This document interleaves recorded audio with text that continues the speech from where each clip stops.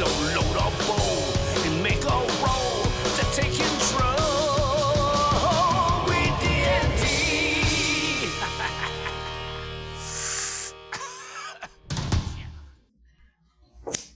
Dang it. I got some water in my mouth. Ooh, what's up, buds? Welcome to Weed&d, the pot positive live tabletop role-playing experience. I am your dungeon master for the night, Brandon Allen McClenahan. And I still have a little bong water in my mouth. Ugh. I'm just taking care of that right now. Guys, you saw it. We're doing it live. Yes, keep it alive. What do I even do with the bowl? I don't know what's going on. Oh, I put it in the top. I'm doing great. So cute. It's a hat. That's new. Yes, it's a little hat. Bam is highest. Welcome in, guys. Thanks so much for being here. Seeing shadows in chat. Lord of Lost Time. Munch parties here. We've got our. Oh wait, it's weird because it's a color I can't read. Madman Irishman. Welcome back, bud. Good to see you again. Boojum's in here. Hufflepuff. Hey, that's me. Hey, that's you. And we got hype training coming. Thank you guys so much for the wonderful support. Big Sloan coming in with 40 months of subs on our channel. We love you, brother. 40. Thank you so much. In fact, let's ladders up to all the incredible support we receive from the Buzz community. Thank you, guys. I did it softer this time. No bong water in my mouth. Booyah. Thanks so much for being here, guys. We are doing tonight a session 0.5. I'll explain a little more about that because it's kind of a newer concept when we get into the show mechanics themselves. But we are continuing kind of the final stage of background work on crafting where the narrative is going to start. The way we run this game now is so driven by players in the moment rather than maybe here's a list of challenges by which you have to achieve, that I think giving you guys a lot of stuff to choose from, really, rooting the soil, so to speak, of these characters, interactions, stakes, and specifics. I think that this is a nice opportunity for us to continue weaving between when we start the campaign and, putting these things together. Because again, it's like, there's a reality to characters where you don't really know them until you've played them. So the more you can kind of understand where you're going to start playing that character from, how you're going to respond to challenges or events, I think we can set up for that really well now in a way that maybe I haven't done before. So we went over, if you haven't seen our session 0 yet, it is over on our YouTube. It is youtube.com/arthardstudios. It's got all of our stuff, over 300 hours of Weed&d content. Yeah, turn us on. Turn us on, baby. Turn it on. We're good cat TV. Yeah. Oh, yeah, killer cat TV. Except for me, I always feel bad for my cats because they hear our voices and then they kind of freak out. Like, they're here, where are they at? So, yeah. But yeah, it is so good to be here, guys. That we had our Thanksgiving hang on Discord this past weekend. Thanks to everybody who came. Boojum, I see you're here. Grim in the house. Our Titty Prime came through. We had a bunch of people come in and pop in. Substances Use, some friends of the show. Played some games, had a great time. So thanks, guys, for being a part of that. Munch Party was there as well. Any notable, I think I had left for car peels out, but I know that's a thing. Yeah. Was there any notable? There's always a one-word thing. Stick on. There was. We ended up. One that we were kind of stuck on. You usually. I can't even remember. Car peels out still reigns supreme. Yeah. Nicole, car peels out. I live on forever. But yeah, it was a lot of fun. It's gonna come out of your body. Yeah. We got You're a Wizard in the house. Thanks for coming in. Gator Mashed Potato with the 100 bits. Really appreciate you. And the sub, the Amazon sub Prime. Oh, that was Munch with the bits. Gator Mashed Potato with the Prime subscription. We appreciate you. Big Sloan, you're photogenic. I can see your face through your sweet words. See your face through your words. Through your words. But yeah, guys, it's been, we are going to be launching this season basically at the start of the new year. We're coming into a time where, obviously, with all the holidays, we fall on Christmas Eve for one Tuesday, New Year's Eve for another one. It's just the nature of doing a show on Tuesday. Every few years, you're going to kind of be in this flurry. But honestly, it's going to give me a ton of the time to do what I want to do in the back here. Some of the streams coming forward will be game night hangouts, but there might be just me in here showing you what I'm doing on this in-between stuff. So stay around. Building maps? Yeah. Clean up the back end. Clean up the back end. Clean up the back end. Or it's just you in a corner and just live stream. You're just standing in the corner the whole time. Crying. Cry. Hey guys. Facing, Where is everybody? Blair Witch Cam. Yeah. Oh yeah, Crashy, the self-driving car. Crashy, Crashy, the self-driving car. So much so that it became my name in the next game. Yeah. Oh, I love that. Yeah. I missed Thanksgiving. That's hilarious. That was a good one. Crashy. Actually, we're big car shout out to people. Munch. He came with a good idea that maybe we start doing like an hour of the hangouts in the public chat, and then after like an hour we shift over to the Patreons, and they, you know what I mean, for like a little bit more of a. Then we get real weird. Yeah, exactly. Then you Real can see. weird. It's like the practice room. Yeah, exactly. And it offers a chance for everybody to kind of see what that is like. For me, it's been tremendously valuable. Like Drew always comes over. It's just like we just have a great time, and it's just a really kind of wonderful thing. And it's like, well, yeah, let's give our whole community access to that. And then the ones who pay for it get the extra sweet line pass. They get the Yes, weird shit. The Lightning Lane Plus. That's it. Foot can. Genie Lightning Lane. Lightning multipass. Princess. Mickey Mouse. The Lightning shoes. Genie multipass. You want to, yeah, exactly. You cannot use callbacks until we get to the paid portion of car peels. Stop it. Automatic fail. Car wheels in. Car peels in. There you go. Car slots. Driving safely. I had a wonderful Thanksgiving. I ended up making it up to Reno and seeing my little twin niece and nephew, who I love tremendously. And my brother. I did win the mashed potato cook-off for the third year running. What was your secret? Wow, yeah. All right, I'm gonna give it to you because it's not even really my recipe. I took Alton Brown's recipe and then modified it a little bit. But the key, you crush about 8 cloves of garlic into 2 cups of heavy whipping cream. No. I know you don't like that part of it. But then you heat it, you steep it, and you just keep mixing so it doesn't turn to cheese or anything. You like keep stirring it while it does it. When the garlic binds with the heavy whipping cream and you add it to the potatoes, it is magic. I also throw about 2 cups of shredded Parmesan cheese in there. I'm going to find a vegan. Parm is the secret. It is. It adds You a, vegan yes. I'll like show up. And then you don't need, And I'll there's a risk of oversalting, and I think I may have this year. But, yeah, I got to whip up the people I love because they are very good potatoes. And it's Alton Brown, so it's dope. I make his eggnog recipe, his aged eggnog every year. It's very, very We'll good. make some, bring it. I'll make potatoes. I make his turkey. Good eats, I don't know. man. Man, I made Alton Brown. we are Thanks to the hype train, guys. Boom, boom, boom. Such beautiful, wonderful supporters. All right, I've blabbed on long enough. I've never had potato nog. About my Thanksgiving, how about we talk to my dear and wonderful friend Abby about hers? How are you doing, Abby? Doing good. Shut up. A joint to the vein. Yes, there we go. How you doing? Put it in her mouth. I'm doing that. They're fine to dance. So you get to do it too.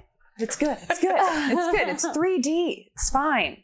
It's coming right at you. It's fine. It's Got a immersive 3D entertainment. Potatoes. Potato. There you go. I'll pass that on down. But yeah, I'm WeeDnD. I'm excited to be here, hanging out, getting deeper into the characters and all of that today. Yeah, and I'm excited to get more into WizBump, my level 5 Artificer Gnome, and just talk more and get into the nitty gritty of all of this. Yeah. But yeah, Thanksgiving, the holiday season. I want to know what y'all's favorite Thanksgiving sides are. Ooh, yeah. Yeah. Okay. Personally, I'm a corn casserole girly, and I was in charge of her this year, and I slayed it, of Is it the course. creamy white kind? Is it like a creamier? I don't like that question. Oh, yeah. I don't like it. How about Tone this? is very pointed right now. Hey, Abby, what's corn casserole? How about that? I got you. Does it leave? Yeah, I mean, Does it leave you? to be fair, it's milk. It's like heavy cream and salt. Okay. And then I put Parmesan cheese. But I'm the weird one. Yeah, I'm just saying, can we rephrase it? Yeah. And then some Colby Jack on top, Ooh. Yeah. But that's me. I'm a corn casserole lover. What's your favorite Thanksgiving side? What's up, corn casserole? Corn casserole. What's up, buds? Happy belated Thanksgiving. Jake Taylor here as the soon-to-be level 5 gnomish artificer armorer, Quenric Tanwhistle. So we'll learn about that later, but... Do it again.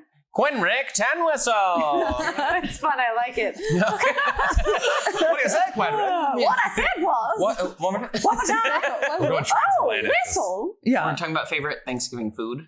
Yeah. I was- Sides specifically. Well... But you could whatever. If that's what you heard. I was beside myself with the intro mashed potato recipe. He's still thinking about it. That's my favorite. Oh, no, Oh, I you never like stopped. mashed taters? That's a side. I never stopped. That's mashed potatoes, one and done, but bam. With garlic. I'm gonna just make it for us. I have to. You Right got now. some Yeah. schmutz Something on on it. your face. Yeah, It's Ash, I'm sure. It's Oh. good. It's gone. Yeah. It wasn't a mashed potato. 'Cause You did this. It was. that's all I got. What you got, Nicole? They'll never be you. I'm Nicole Unger, and I am going to be playing the level 5 Bard Warlock. I'm going to do an accent, but it might not be her real. I'll tear her right now. I don't know if that'll be it, but it's just fun. I love her. Yeah. It's fun to talk like this. I'm weird. Last time was like, he's like a pimp named Slipback. You have to say the whole thing. I'm a steampunk witch. I'm a steampunk witch.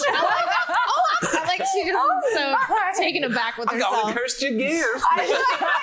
You guys first meet her, she's like all scary, and she's like, "Hello, I'm a steampunk witch. I'm a witch. Fog rolling around you. I'm a witch." Oh like, dear, we're having okay. too much fun. Favorite Thanksgiving side. I'm not a big Thanksgiving person. This year I just kind She's of a hung out little. with my animals and my little ones. Yeah. But I love to make vegan mac and cheese. Yes. Yeah, Yes. which So a really good friend found the recipe for me, and it's awesome. And It's I a make it good- all the time. Yeah. It's so good. You get that roux, that you get like the creamy, like. It was Brenna. Whoa! Brenna found it. It was. What about you? Hold up, because I thought it was funny when you're like, I'm not really a Thanksgiving person. It tickled me to be like, Nicole's super ungrateful for I'm things just in her so life. ungrateful. She's not really thankful for shit. She earned everything she I'm has. not grateful. No, Ripped fair. it from the clutches of fate. Yeah. Just No. Yeah. All right, now Drew can introduce. All right, Drew. It's me. It's you. What's up, buds? It's me, Drew.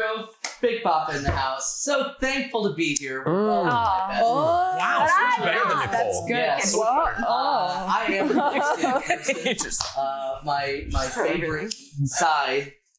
Some people call it dressing, other people call it stuffing. I guess it depends on what part of the country. Yes. Yes. That's where I'm. Yes. You're muted. Oh, son of a! God, I'm not thankful for Why that. did it just slip to the side? It looks like it's not pointing straight up. Oh, it may have done both. It's a really targeted We line. high-fived real hard. Oh yeah, my killed the shit's all mic. sideways. I agree. Here, let me. Stuffing is the shit. All right. Hell yeah. Are we- Especially because you this put can- doing this everything can? in it. Okay. I do I have just did so long vegan since I did stuffing one. that is bomb. Yes. We did a Friendsgiving and she made it. It was delicious. Dude, it's like, it's the sage. As long as you get like that kind of sage taste in there. Damn, it's so damn good. Oh man, Yum yum. Everything- Cleansing Love it. your I'll just put a souls sage and Yeah. your stuffing. Yeah. Do you So what do you, yummy. do you In make your heart. anything In your on heart. Thanksgiving? In your Are you cooking anything? I usually don't make anything. I guess I could, but no, it's It's not your. yeah, it's not. There's really not like my a thing where you're thing. like, I always end up doing the potatoes. People or- know yeah. what my job is on Thanksgiving, and that's to clean house. Oh, there you go. you know, Mine's hanging with the kids. Oh, thank you for being that I love guy. games. So we just play games all. I'll make sure everything's nice and And I don't let good, them and then when everyone's done, I'll clean everything up and Cool. That's yeah. no one ever. Yeah, that's a good job to have. That's me. Cool. Anyway, super excited. I am playing Chronix Onyx Heart, the level 5 monk, warrior of the elements is what we chose. Yeah. Yes, warrior of the elements. I gotta write that down so I don't forget. Super psyched. This team is fucking dope, and Papa rolled hot stats. So He sure real psyched to Hot get this stats. thing I'm going. in the But city. just love to all the buds who are always here with us. Passing it on to my friend Brenna. Yeah. Two bros that just fucking love stuffing. The Stuffing Brothers. The Stuffing Brothers. What are we doing? We stuffing. We be stuffing. Oh, we be stuffing. We're just the mean guys. ABS. And we're so excited. Always be stuffing.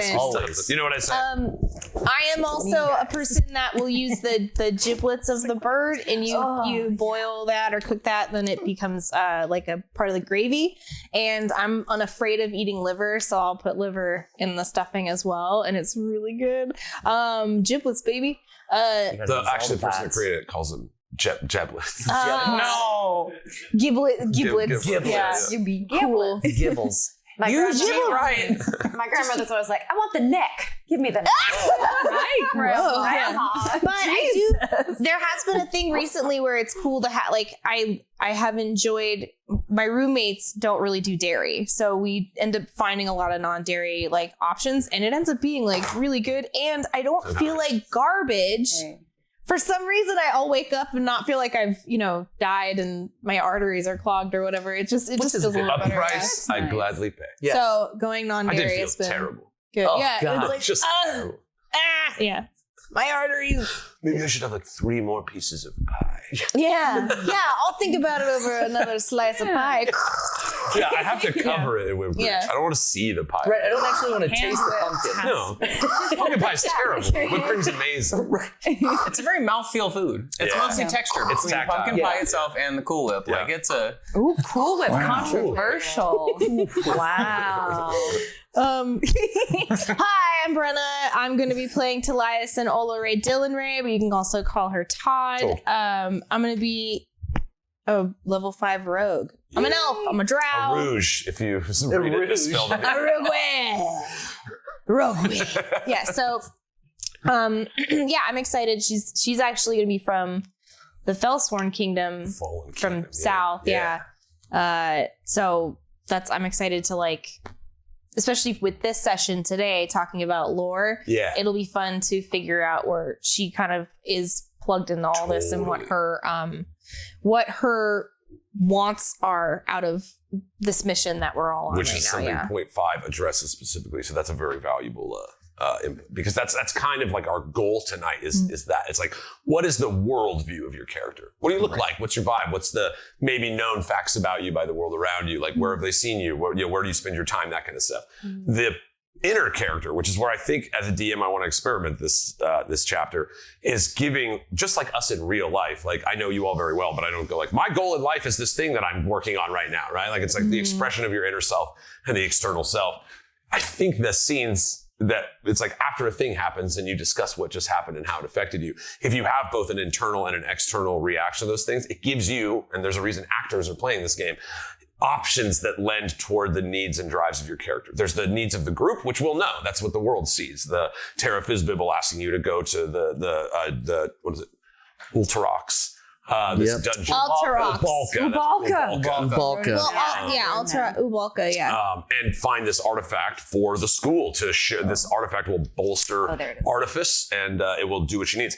But each of you that she has asked to do this in whatever capacity has your own need and want to be involved in that. That stuff you and I will be building off cam together. It might be a Patreon exclusive for people who want to see that side. Picking your spells that support that, abilities that tweak, maybe some adjustments to some of the abilities and stuff you picked, seeing now like, oh, in this world, if I'm doing this, I might want this instead. And then just like one-on-ones where it'll probably be like video cam calls, and we'll just do that part, the building the internal self, and then getting to watch those two things exist and let the events that are happening as we just decide how to engage them, watch how that dynamic is shifted and who's doing what for what reason. So I'm really excited because it's like, it is tough to, a lot of DMing is like, let me provide a bunch of environments and names and things. And that's where there will be a living document for this that will have names as well as information. early Christmas. That players will have access to. So the living document will be shared. We'll have access to it here. That'll kind of help you guys see, again, like what you all know and what you know about the things that everybody knows about. If you choose to share that, if you choose to lie about it. I'm making a rule for this chapter. I'm kind of jumping ahead. I apologize. But I'm for this chapter that did we do the doobly-doo yet? won't be made. No, we haven't. So we'll pick up there when we start the thing. My favorite side is yams with walnuts. That's sweet potatoes or yams, walnuts. That is my favorite Thanksgiving side. And I will have to make you guys my mashed potatoes for sure. Yes. And then we can experiment on what the version of that is without the dairy marble. That'd be interesting. I like that idea. Is there like a vegan cream cheese kind of stuff? There sure is. Yeah, My brother's recipe. The science now is crazy. The one that didn't beat Tons mine, of them but- now. Thanksgiving at this table with all the side what some might call and all the eatable loser versions. That's Yams and pineapple is awesome. Potatoes on rock. The late skipping. Yes. So we'll pick up with that rule about charisma-based PC checks that I was about to say. after we do our little ritual that we like to do around here. Maybe you've heard about it, maybe you haven't. We gotta take a lighter, like this here guy right here. Make sure we're not gonna light any of our friends, family, or household yams on fire and go. Light us up. Oh, God. Guys, we're getting so close. Take it. Let's pull water in again. Let's play some almost D&D. WeeDnD, high fantasy, literally for you and me. So load up bowl and make a roll to take control. WeeDnD.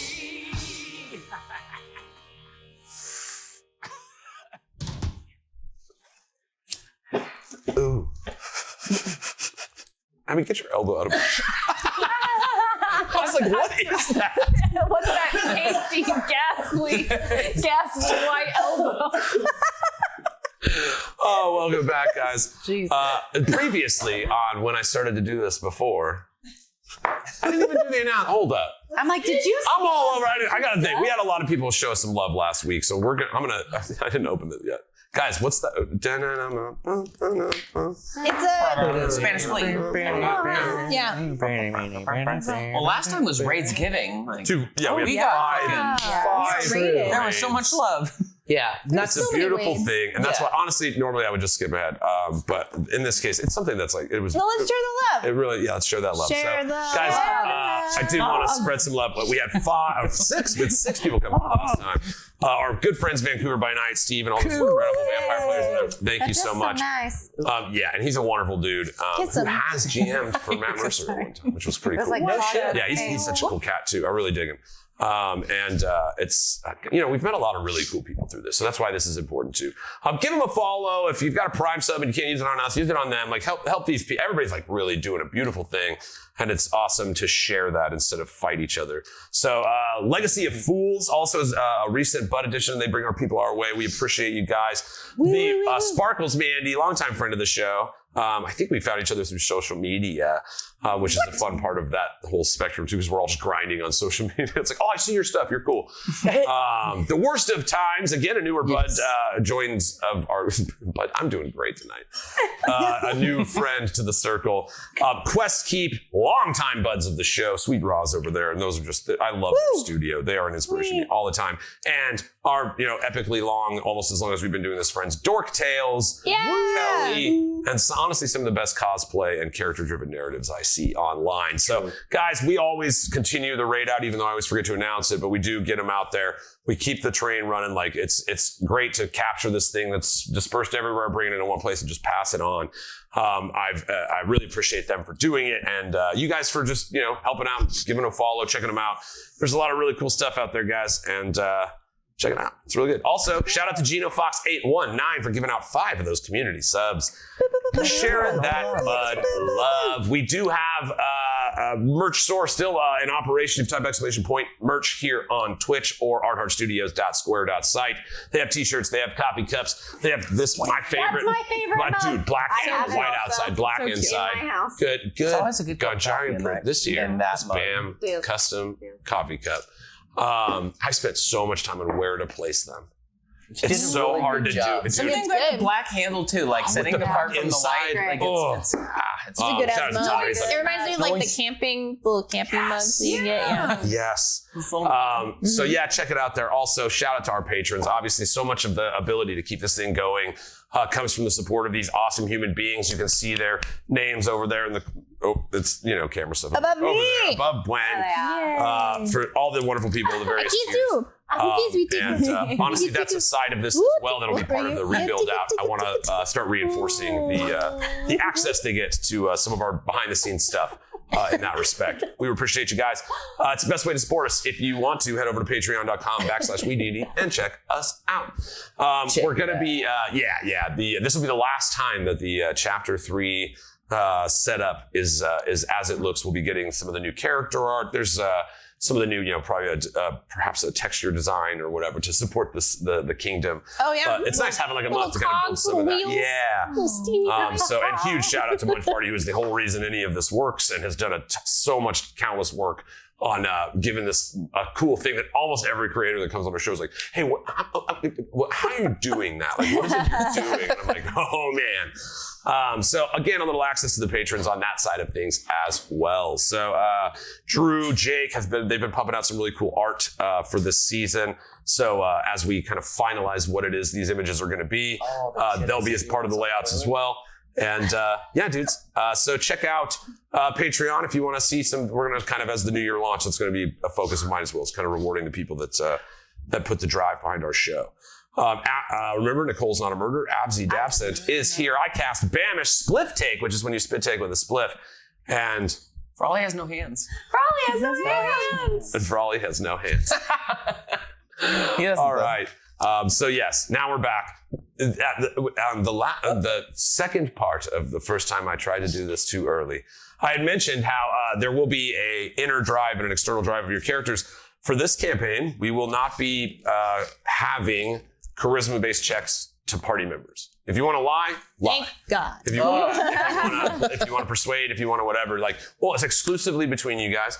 Only, there's other ways to do this. When I played with Blackwater, he would have us make rolls in the background, and then if any of those applied and he knew, he'd apply them.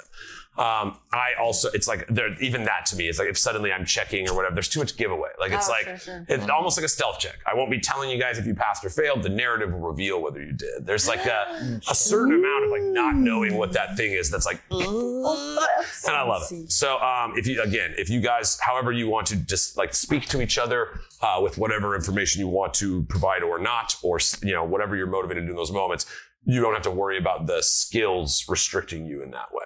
With NPCs and stuff, sure, there's still the mechanics of the game at play.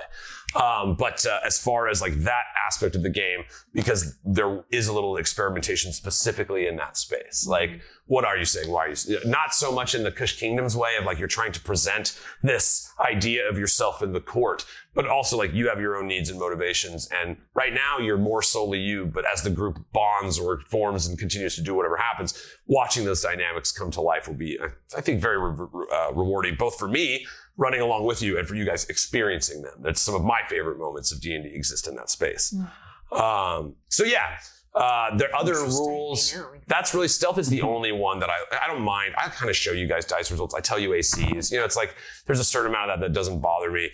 But there is like, that's the secrecy of roles is only worth it if it's like an experience, right? It's fine to be like, you hid or you didn't hide. But if it's like, you tried to hide and this person is now walking past you and you see their boots underneath the table and they stop for a moment, it's like, that's different than like, you failed and then now they see you and you fight, or you succeed. And so when they walk by, you already know and when they stop, it's not for you, there's I enjoy that. And so I'm not big on removing roles from situations, but I enjoy the idea of players being able to figure out how they end up talking with this group of people. Gotcha. And I like the idea of stealth as a narrative tool. So beyond that, our other rule modifications are as normal. We have the epic opportunity that you guys will receive that can be used for a narrative enhancement. I'm going to be a little more of a stickler to that aspect of it. It's like, if you want to do a cool Goku level magic thing in a moment to accentuate whatever you're doing, you can use that to do it. It will have no effect on rolls, numbers, or results. It's a little too overpowered in that space. Right. And so right now it was strictly a badass narrative moment. And it's like a freedom to create of that moment, whatever you want. You know me, I'll always go with you.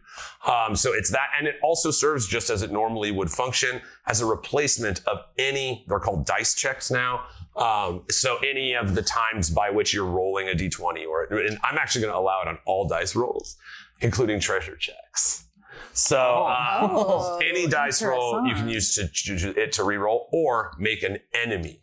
So it's like you have a little, because again, we're going to be on the move a lot more in this. Our battles won't be so stagnant. This notion of you're trying to go through an Indiana Jones kind of adventure, right? There will be times where that kind of thing exists, but a lot of stuff will be like you're trying to get there before other people get there, and that those kind of in the sense of the motion of combat. So everything else in this space is kind of like a new way to chart through that. And so any of the skills, abilities that your characters have will be used often, and so that's where I think I was talking a little bit like picking spells is a strange space if you're not familiar with all spells, which is a big investment on the week of Thanksgiving when we're all performing in shows and stuff too, right? But also now, as you start to kind of see what is the thing my character is going to be trying to do in the world that I now know that I present myself as? What maybe if I'm trying to not let that other thing be noticed, what would I use in that sense, right? Like, would I have some illusions if I'm trying to take things without people noticing? Or, there is this like that kind of side of things. So with the one-on-ones that we'll be doing that, again, like I said, we'll just record and put on Patreon, we'll build out kind of the internal character. So today our focus is on the external, how the world sees you around you. There can be like, I have a secret past connected to a thing, and it doesn't need to be more known than that, right? Like, it's not like people go, hey, there's the person with the secret. It's not that, right? But it's like that. With the secret. Yeah. Secret written on the floor. It's not a thing. It's like, don't You ever look at my seen hand. it? Got some Stop looking at secrets my in hand. it. What's This your whole secret? shirt just says Ask it. secrets. Yeah. Secrets? You got secrets in there? Dude, If you've that's got secrets, you gotta tell me. No. legally. Legally, you gotta tell me. How do you know? They should have checked you for secrets. Take hung her down. So you'd be they're like, That's one of my favorite NPCs. I think I've even used on the show, the Secret Monger. There's just like a devil or a demon that's like this big gross thing that just loves secrets and will trade stuff for secrets. Ooh, And I just love that NPC. Oh, he's Yeah. well, the he's in the Secret show now. Monger. Yeah. Oh yeah, absolutely. There's always, I kind of have one of those where it's just like, there are people that know things, and the way they get to know those things is by getting people to give them that thing. So it's like, there's like the deeper you go in that cycle, it's like they can owe a lot to get the knowledge that they get. I love that. We can have our own little, like the Keef Monger. Yes. And it's just all that, especially because like Ganja's the magic in the story. It's like all the residuals that go unwasted. Yeah, that's an element that's more specific. Keef Monger. He's on it. See for Keef. It's always fun. It's one of those investments. You're like, oh. Mm-hmm.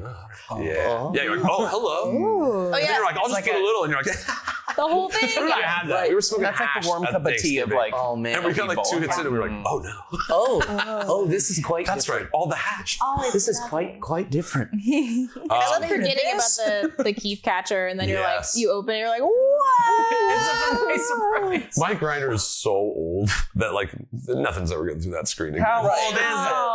I'll always open and be like, I remember the days when I was like, oh, look at all that. Now it's like all my weeds just kind of Keef covered because it doesn't make it through that little the little screen. That's my secret, Cat. That's my secret. I'm always Keef covered. So I did want to give you guys, again, just to like, feel the city that you're in. It kind of helps speak to like the way you would exist in its presence.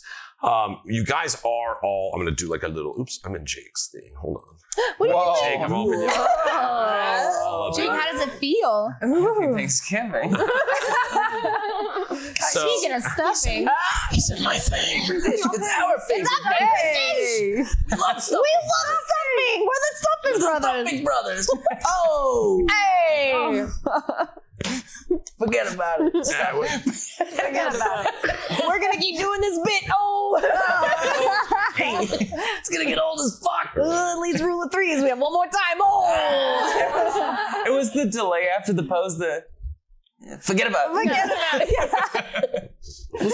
The stuffing brothers. Will we see them again? I don't know. Who knows? Maybe we will. We're gonna see them again. They're never gonna leave. They'll be back. I told you not to feed them. They're never gonna leave now. Sorry, I Keep vamping. All right. So babe, guys, Because you brought that stuff in. Oh, I love it. Johnny's stuffing.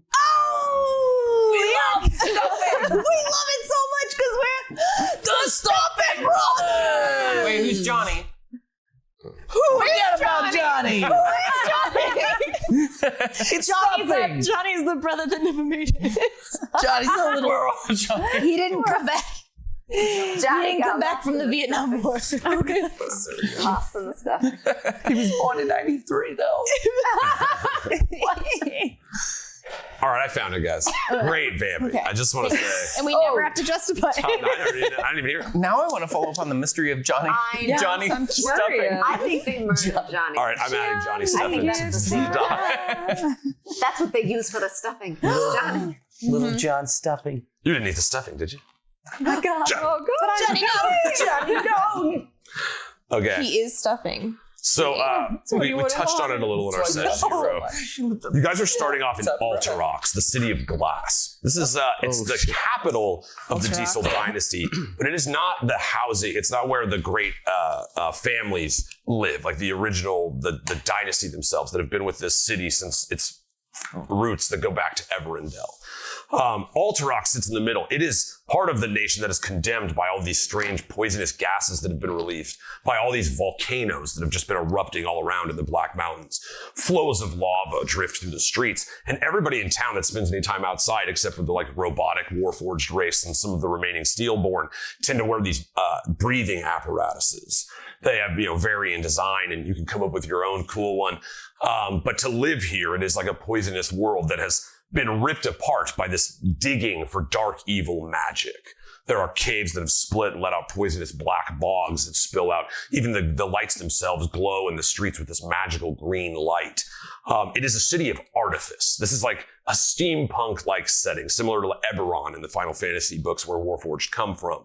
There is a raised level of magic. You'll see mechanical creatures crawling around. There's somewhat of invention, without concern for the results of what they're trying to do, has led to an intellectual city that runs primarily now through a dark version of itself. As the Indicus Empire was becoming stronger and stronger, the Diesel dynasty turned to pacts with infernals, devils, who make trades for the soul of the being. And with this devil magic, so much of this technology made these huge, massive jumps. And so there is this dichotomy of the old families vying for control. Currently, it's split between a lot of them. We have that information, but just so you know, there's these ancient families that kind of control specific regions, dragon marked for their specific purposes. And then there's this invention of artifice, where you guys have chosen the patron of the Fizzbibble Academy. So if you see, we're kind of in the skyline, you would see Alterox on the far side. There's towering spires of transparent crystal that reflect reinforced glasses. They all reach skyward. During the day, it glitters like a massive jewel, but at night, because of the volcanic ash and all these colors, it radiates with these alchemical lights, and there's this multicolored fog that steams off of the city as if it were alive itself.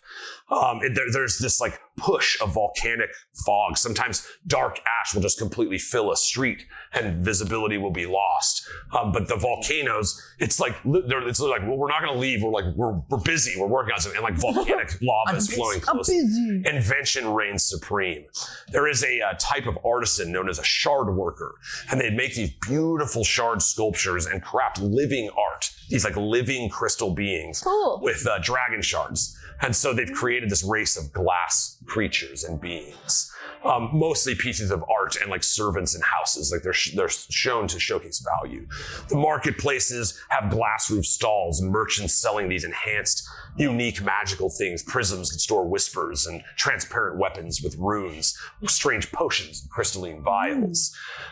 There's a series of railways, these little cylinders you stand in that magic will shoot you around. So it's a little bit an A train or something that floats around to the different areas of the city. It's powered by elemental energies, which again is something that might attune to the background of you. And then lastly, the city is protected by these crystal wards. They're these giant barriers of multicolored glass. And if in big emergencies, they shoot these massive light beams and do just melt their target. So it's for a long time, that's the thing that has kept this city of glass safe from any of Indicus Empire and their feuds or furies. It's you cannot breach these gates, if you're unwelcome. In that place, there is this giant, at the end is this giant reflective keep. This is where the representatives of the families go. It's this giant fortress of shifting surfaces that show images from distant times and places. So you'll actually be able to see imprinted visuals from Everendell, the world of the prologue. And so it's just this kind of living data screen of the collected memories of the dynasty. That is where the governmental system reigns. That's where the representatives of the house and the city meet. And sitting next to it is the Fizzbibble Academy, which allow me to scroll to that portion. Again, I know this is a lot up front, but that's just so you can kind of see in your mind the locations that What you was guys that area called again? The crystal with all the dynasty? The Reflective Keep. Reflective Keep. That's badass. And again, you'll have access to this whole document with spelling, Wow. so NPCs, excited. a little bit of information. I'll believe it when I see it. It's right here. Mhm. Just look. Mm-mm. Please You look. can't make me do anything I don't want to do. All right, where we at? It's not real till I see. Here we go. So, Fizzbibble Academy, nestled at the edge of the Luminal Plaza, which is where the Reflecting Keep stands at the end of. Fizzbibble Academy stands as an archetypical marvel of glass and bronze. Its walls shift with softly glowing runes. Its halls echo and hum with arcane forges. The campus, and it is a working campus, features workshops where students are constantly tinkering and trying to create the next new thing, powered by ingenuity rather than these dark packs that are kind of going on everywhere else. Above the main building of Fizzbibble Academy, there's this giant crystal spire that just beams with this warm golden light. This light kind of creates an energy that pushes all of the ash and bad air and the poisonous fumes out of the area of the academy, and people walk around without the apparatuses. Even though they invented them, it's not like a slight toward having to use them. It's just they've created a place by which they don't have to add that extra struggle. Nice. The light symbolizes the Academy's mission to illuminate paths free of corruption and arrogance. Although they are very intelligent, there is almost no arrogance in this place. People tend to work together very well. And one of the kind of bubbling feelings in the city is like, Terra's kind of on to something. That like from this place, if it wasn't so egocentrically run over this endless feeding for power, if that kind of leadership were to take hold, perhaps the dynasty could turn from kind of self-isolating, digging itself into its own death, which the families kind of seem okay with doing so far. Rumors abound of different families making deals with different devils. It's believed that whole system is corrupt. But who you're getting that information from, we might find out. Wait, making deals with devils is corrupt? Yeah. Crazy. They have really beautiful gardens. They have constructs. They have like these big giant built clockwork constructs that like tend to plants and do things like that. They're friendly homunculi. Primarily their interactions with the dragon houses, however, like the ancient dynasty houses, they are not as transparent, clear, and open. Like there is, they don't want them to know what they have because then they would use it to fuse with infernal energy and try to prove her wrong. And so they are not quite as aware of how powerful she's getting in the streets because all they talk to is each other. And so the headmaster, your guys' patron, is Tara Fizzbibble. She is a longtime relative of Tab Fizzbibble, the founder of the city. He was an artificer of remarkable brilliance. She's 3 feet tall and she's got like a ton of energy. She's always moving through the halls, working with somebody, talking to somebody else while like playing with a thing in her hand and pulling little tools out of her multicolored apron. She's got little auburn hair with little streams of gold in it. And there's just this like beaming energy of curiosity from her all the time. She is by far the most intelligent person that you've ever met. And most of you are like as smart as people can be. And so, but again, with that level of intelligence, it's hard for her to stay focused on any one thing, which you'll see. She is by far the greatest inventor that exists, in perhaps the best artificer of the entire Diesel dynasty, which I'm sure drives the families crazy. She's got bright green eyes, and she's very intense. Her fingers never stop tinkering. She laughs a lot, and even though she's very eccentric, she's extremely kind to all levels of artifice. So like she is not I'm the best at this and so you are not as good as me. It is her great gift. It's the reason the Fizzbibble Academy exists, is to show everybody that the magic that we use magic for, this gift now from Queen Mab, is actually a magic that we can summon from ourselves instead. And so through invention and avarice, she's struck a lot, had risked a lot to be where she is, but she's kind of doing a really great job, and people are forming too. That's the reason you all, and whatever your reasons for being here, have been somewhat drawn to this area. She loves to collaborate. She has tons of little groups of adventurers doing things. So like you guys, she's got a level 1 group of adventurers getting like the blacksmith's daughter from the cave. Some level 3s that are like fighting the mercenaries on the edge of town. And he like checks his note or her notebook and she looks down. She's like, you're the level 5 adventurer. So good. you'll have 2 attacks most of the time. She is all about artifice, and so there's not a thread of deception in her presence at all. That is, her goal is simple, pronounced, and she has built an institution toward that thing. She thinks artifice is the way by which you can use the mind to enhance the physical life, and has proven it time and time again. And there we go. That's it. There's just to give you a couple of the other teachers there, and then we'll just move in and we can start crafting other stuff. There's 3 of the main teachers at this place. There's a magister, Calvin Jorash. Again, you'll have access to the sheet. Calvin Jorash, half elf, artificer cleric, trying to bring like divine magic into the presence of artifice. There is Mistress Anthwa Quarril, who is a changeling, and she is an artificer and a wizard, so bringing in the other side of magic, the arcane, into infusion with artificers. And then there is kind of like the ever lovable. Think of him like the dang it, what's his name? Oh my god, Harry Potter, the big giant guy. Hagrid. Oh my God, that was terrible. Haggis. I was almost doing Hagrid. He's this giant, rusted warforged, and his name is Tyrnox the Humble. And he's just this like lurking. It's like people don't. He doesn't have a class that he teaches, but it's like why it's wise to sit around him and watch how he does things. Like there's he's just kind of this magical thing that limbers around. He's strangely wise but dumb at the same time. You know, there's just a hardiness to him, and he primarily his teachings focus on restraint, and it's like which is so like literally his life was created for the lack of restraint, and so there is a balance in Tyrnox that everybody is aware of in the place. Like, you know, a new student's like, what's that guy? And then like 2 weeks later, he's like, so Tyrnox, me and my gnome girlfriend are fighting. Tyrnox is like, he's like, what is your involvement? You're like, you know what? You're right. I didn't think of that. I gotta call my dad. Thanks, Tyrnox.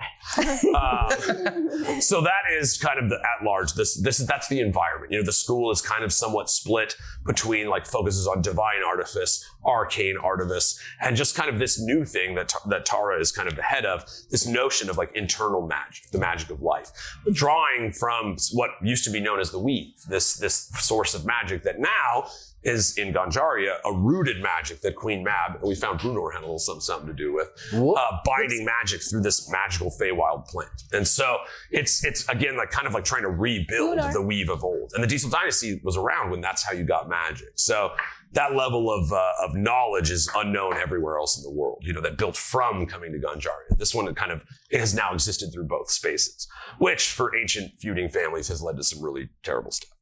Cool. So there you go. That's you kind of see it. You know, it's at this time it would be like a glare, like that shift from the day to the night. The streets hum. There is like an almost cacophonous amount of sound inside the glass dome of the city.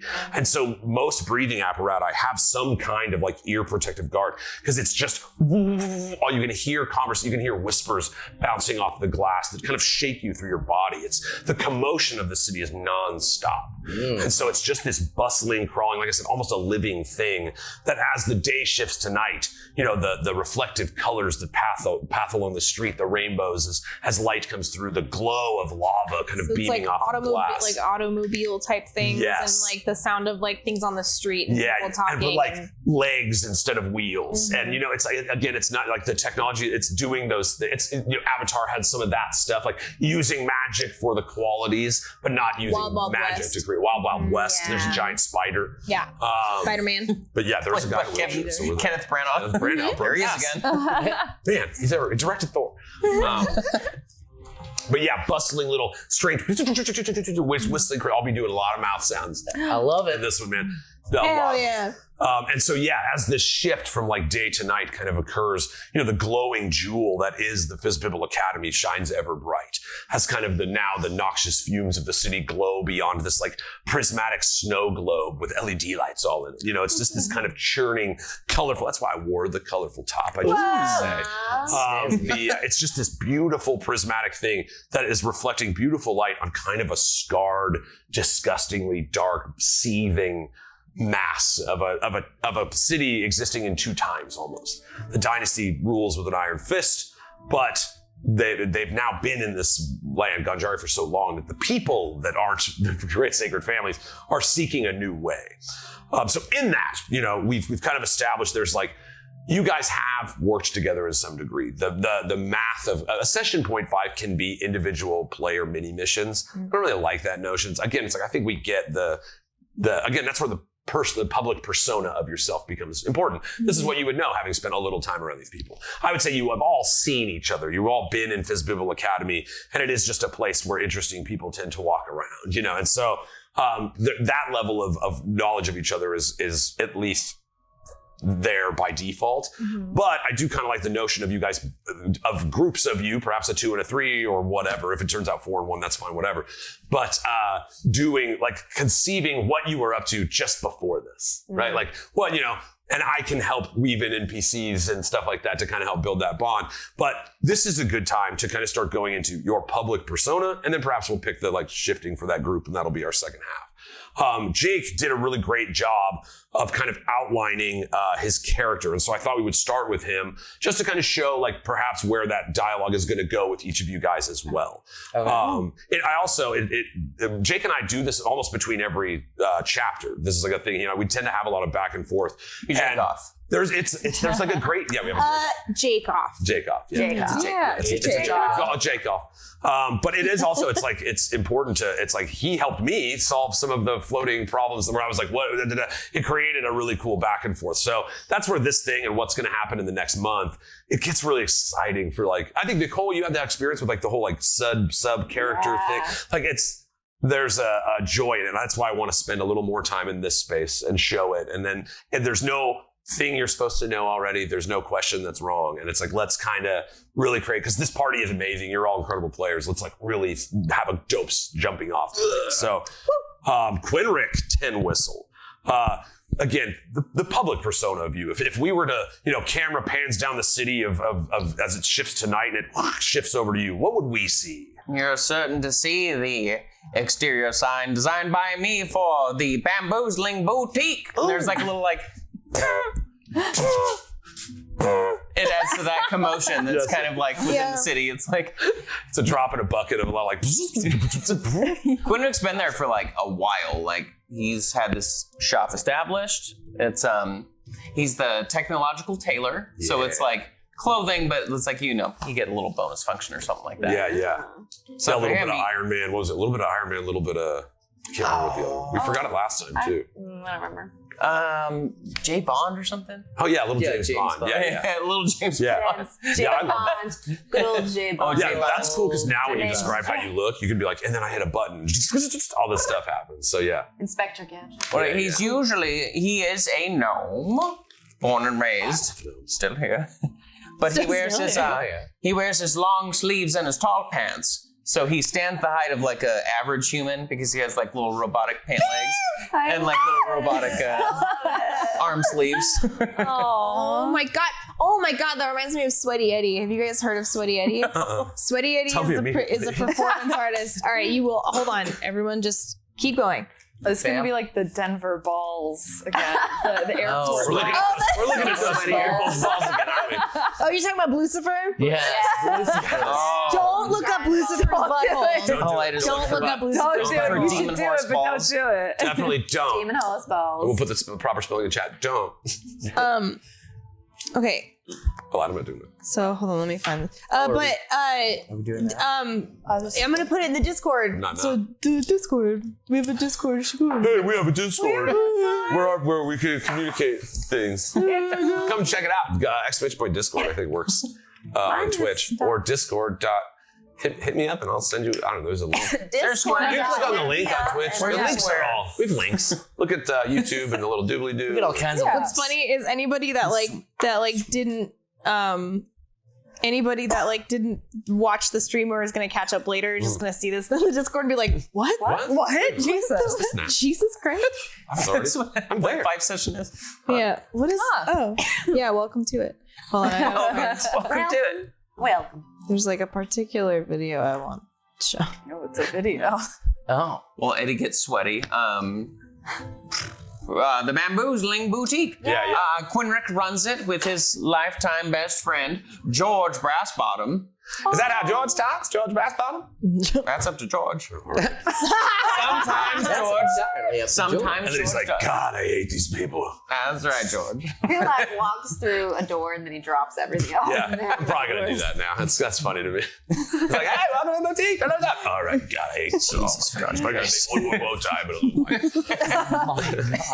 I love it. Quinrick does speak Goblin, Yes. so it could just be a full drum like that. Yeah. Goblin. That's not how we sound. So let's have long arms. So yeah, Quinrick, you've got this kind of booming industry. You're kind of the first to start making wearable tech, and that is what drew the attention of Tara, who's working with people like Chronix and other inventors to like, okay, wearable tech. Then okay, if we can augment that with artifice, there's an increase, and you've become known as kind of the best creator of like clothing that can pin and fold into itself, or not representing exactly what you've got until you need it. And so it's that's kind of your main. You kind of work more with like this specifically artifice department. Tyrnox and you have had many great talks, probably. And that artifact would be very handy. And Tyrnox,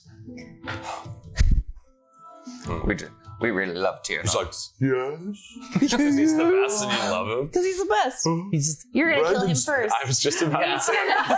He's gonna be the first one to go. Why do we let him? Why do we have to vocally? Let me have one more hug. No. You won't hug me? Shut him down forever.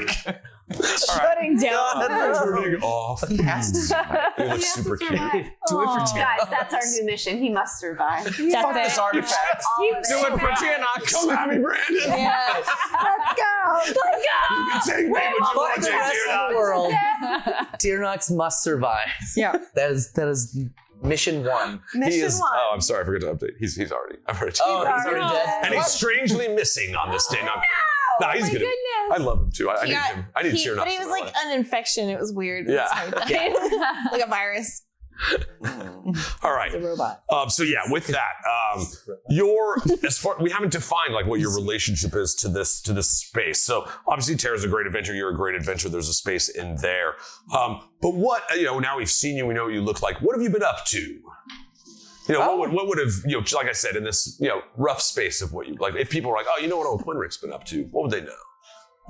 It's of course the day in, the day out, as you'd expect here in Outrax. But I had a very peculiar guest, one from my past, and there's George in the back. Thank you, George. No problem. Thank you, George. Do it again the other way. Yeah. Yeah, you've like rose in the ranks there. Like you're almost like a benefactor in the sense of the way you're treated. Like they bring you to a lot of the revelation, like the invention revelations. And so yeah, there is like you are well known in your impact in that place, and you are kind of like a fashionista. So it's like there is like that's Quinrick. What's he doing this season? So that element is definitely there as well. It's like the Diesel Dynasty version of Ildessa. Yeah. The Ildessa. or the closest alternative. It's like the step down. Yeah. Because no one can ever. When you guys work together, think of the rugs. The collab. Think of them. There was a collab. Was there a collab? We'll find out. Oh, will Find there out. be? Can I roll for collab? Roll for collab. Oh yeah, maybe like a We'll see, because it's like spring maybe that's why Oh, a 6. Yeah, they tried, but it just they tried. they're both very busy people. It was He didn't. That's why he invented the that's it. the long long sleeves and the tall pants. Who would have had Eldesta? She was just. It's also good to know, like this new dungeon. Again, like raiding the like ancient ruins of places that are being revealed as these volcanoes break apart and show these old temples from Everendell. This is well known, and so it's like there is kind of a hubbub of like, who do you think's going to get to this Ultrax? Who's going to go through and take everything inside? Who's going to get these great artifacts we hear about? It's like this is a high advanced magical city that was destroyed when Ganjaria ripped it from the earth, and so it's like there's definitely some big stuff in there. So it wouldn't be uncommon to be like, hey, what's up? Do you need what's going on here? So in that you would all have an awareness of like there's this like hot new dungeon full of treasure, and it's like around a level 5 adventure. So Hot new dungeon. Hot new dungeon. hot new dungeon is that? Interesting. Yeah, about that. We had a table down there. Ooh. And I've been around a long time. I've been around quite a while, enough to know like the age and legacy of this this beautiful, beautiful city. I gotta put in my Hold on. Yeah, what does your breathing apparatus look like? Well.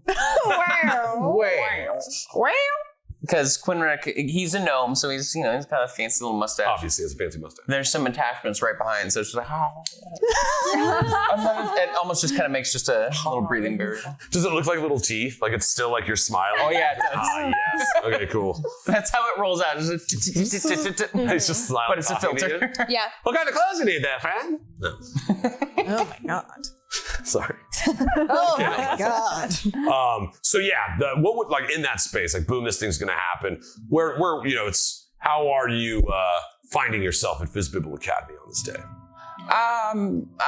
Well, I'm not really thinking the academy very much. You're like, This So probably artifact. Tara reached out to you then. Well, don't worry about them. Don't worry about any of that. We'll talk about that. Don't worry about The prosperity that this artifact holds, something of the old, the ancient ages. Yeah. Could you imagine, with what we've done, with what we have,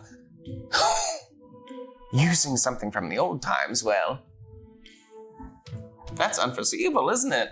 Indeed, these are actual. It's important. These are artifacts. This is like for Drew too. I was like, this is like D&D description of artifact. Artifact is items of so much magical power that they can shift the world. It's like these were like your holy Avengers grant wishes and all and those. stuff. Yeah, it's like highly magical stuff in the most magical of things.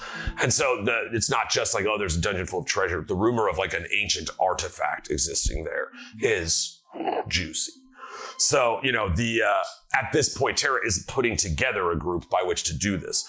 We can have them bump into you guys. That can be a part of your combined group story or whatever when we lead from there. But I think that's about, you find yourself in your nearby armor shop. Things are developing and George is going to watch the shop for it. George Nickel Knickers. Okay, wait. We can vote. Originally, it was George Nickel Knickers because I think that's a cute name, and then I went with Brass Bottom because I'm Nickel Knickers is like I get problematic really to say high and I have a sometimes. lisp. So it's just like, let's not even Brass Bottom. Brass bottom. George. George Brass Bottom. The other thing could be his like nickname, or middle name. So Yeah. It's like not Yeah, that yeah, often, yeah. but it's there. Well, KK. I was like, I'm not even gonna try to do it. Call KK. I will absolutely. I was surprised I just went for it. Yeah. With how I've been messing up talking today. I was like, I don't know. I barely got through my own name. I could barely even do my own name. Perfect. So and there it is. Nice. That's so cool. Did you do that? What the heck? oh yeah. God bless you with the night cafe, because Oh my that's just a really cool way to I have all these ideas. I've Yeah. sketched it out this way and this way. But Yeah. as far as our portraits go, it's cool to have something that. And it'll be integrated with our layout as the old art, as you can see in the shadows right now. The old art of the characters was, so you'll see him as well. But finally dressed to the nines with a big flowing white beard, gold goggles with purple lenses, a purple little top hat, and a sweet purple jacket with gold rim. I like this a lot. Here, that's Quinrick when you see him. Hey, purple. He's pretty awesome. What a cutie little caboodie. Yeah. All right. So that's the, as far as the public view of Quinrick, we're going to kind of do the same for the next. Everybody roll a D20. Oh god. I'm nervous. I'm nervous. Wait. Oh, I think you said wait. I'm like, oh. When everybody rolls, we have a chance to get that. Ugh. Absolutely. Thank you. All right. What did everybody? It's not a 1. It's Six. not a 1. Oh, it's not a one. No, it's but not? it's real Good. close. It's a 3. I got a 3 too. Stop it! We're just stuffing it over here. Stop it! Forget what we rolled. Bring on the Boom. stuffing. And we rolled. I got 6. I got 5. I got 12. It's me. Or we can go the other way. Do you want to do the Stuffing maybe we Brothers go first? Stuffing Brothers. I don't think anybody cares. Oh, then. All right, Stuffing. It was too cool. It was too cool. Do it. Go Stuffing Brothers. Why not? Yeah. You say you can go with me. Oh, we have to roll again. Oh. Oh no, you were. No, you're doing it together. Oh, we're doing At the same time. You guys walk in, Figure it out. the bar saloon Simultaneously? opens up behind either door. No, I'm kidding. Do you want? You said you wanted. You just. Do you want to? No, I don't mind rolling at all. Brothers. I just figured I was real Technically, sick. you won. You rolled the highest, right? So I we're here did roll after you. What? 12. 11. Boom. Oh, almost again. Sorry, brother. That's okay. I'll save some stuffing for you. I'll just go stuff myself. All right. And Sounds that's good. how Todd sounds. We see Todd. All right, I'll just go stuff myself then. All right. I'm told. I'm Todd. Where's the stuffing? All right, who's up? I guess that would be me. All right, Chronix. You know, we've talked a little bit more about like your last name, and then like you guys know he's an Onyx Heart. Does the world? I don't really see why not. Okay. I don't think that's like an issue. Again, the Onyx Heart name doesn't carry a terrible amount of weight all the way out here from, Right. you know, they've got their own country to run.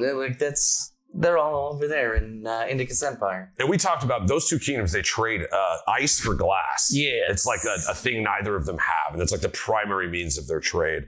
But they absolutely hate each other, and there's very little of trust between the two. Yeah. And we saw at the end of the last campaign, they had their hands in some of the events that were going on. So Seems to be. Except for Brawley. He has no hand. probably. Yeah. Oh, he's got no hands. Well played. So yeah. I got a lot of indeed. them. I'll smoke. That was good. That was Good good. call. Thanks, guys. Swish. Carpeel's out. Dog. Carpel's out. All right, so yeah, Chronix, we've talked a little bit about kind of your function here, kind of working with Terra in trying to infuse the way of your elements into augmenting with artifice. You've come up with a really cool design, so I'm just gonna we kind of pool over. You hear like of a new piece of equipment that you're testing out. It kind of goes too fast and it hasn't been quite fine-tuned. You're like, get it off my arm! And it's just like pumping around. You see Terra jumps down. Again working on one thing with one hand, like a little steel Rubik's cube, and she's just like, and suddenly it slows down. You see it light up with like fire inside of it for a moment. You're like, ooh, yeah, that's pretty cool. Oh yeah. But Chronix, how have you found yourself on this day? What do you look like? Tell us what we see. Well, surprisingly, the apple did not fall too far from the tree. Yeah. He looks a surprising amount like You're like Big Papa? Thoricus did a little bit. Little Papa. This is Little Papa. It's Little Papa though. Does Little he have P-O-P-P-A. more? His name now. He looks so he doesn't look as much like his mother, or does he have qualities from his mother? Not really. He's pretty much caught all them dwarf genes. Real horde. Yeah. It's a tough DNA. Yeah, it's a tough. That one's a Onyx Heart DNA. It's kind of tough to escape. Right. It'll find you. Anyway, so yeah, he's got The women in your family don't have beards. no. Oh. So that helps. Elves have a hard time with I beards. was gonna say, yeah, Real hard time. the female dwarves, half dwarves of the family are happy about that. They don't have to shave their beards. Yeah. Oh, that's nice. So it's Looking like Thoricus ain't bad. two birds in a hand. It's kind of odd. Oh. A little body. Hand in the bush. That's the one. Half elf dwarf, so he's like he's a dwarf. Dwelf. Well, It's a dwelf. Dwelf. Well. Yeah. Yes. Dwelfs. I'm dwelling in self. Dwelf loathing.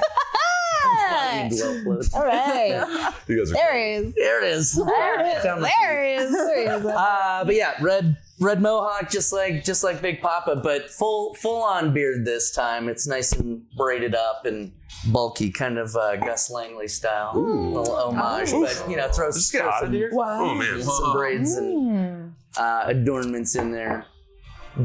So, but yeah, super ripped. Slim for a dwarf, kind of, but like real toned. Not super. I mean, he is pretty muscular, but like real toned. He's kind of glistening. Yeah, just sweaty. Glistening. Always sweaty. Just always. But it's not like a weird thing. Britta, can It's you- Yeah. but it's good sweat. Yeah, it's good. It's that You'd be hard- worried if there was it's that no hard sweat. You'd be like, working sweat. He's dry. he's dry. Dog's Super dry. greasy. Oh my god, he's dry. Oh God, who put salt on him? No. Who dried out Chronix? But yeah, I guess the armor that he wears is somewhat, I guess to describe it would be more like gladiatorial looking. It's pretty slim, but leathers, pouches, what do you call those? Pauldrons.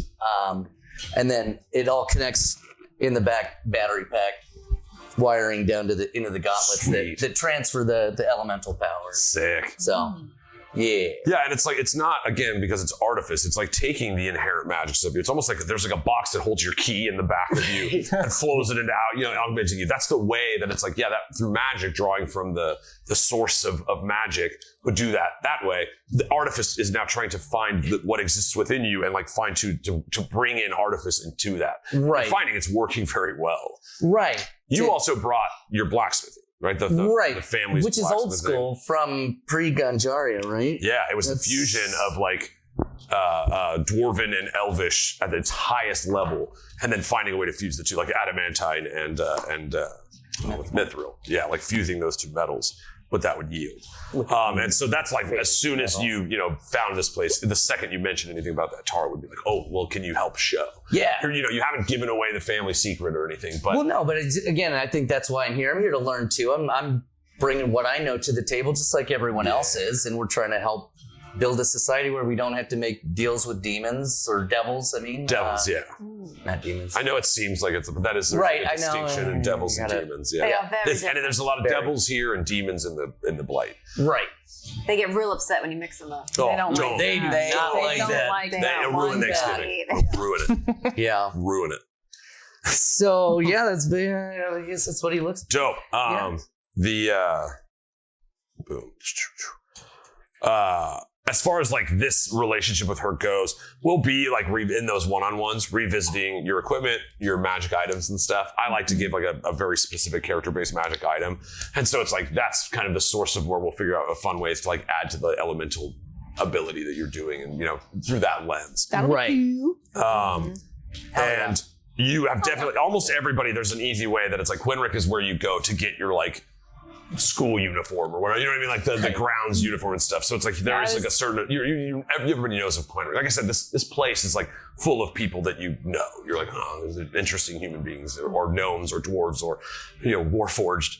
Ooh, friendly. No. I go trim the roses. You're not. We love him. It's important to trim away at what you don't need. Oh, sorry, I'm dumb.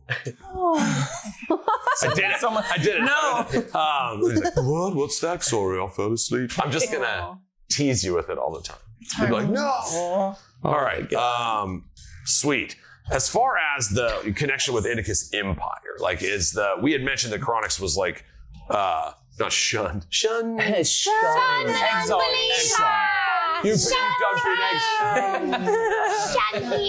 been Exiled. You've been exiled. So as far as that relationship, remember there are. No, he left them, okay?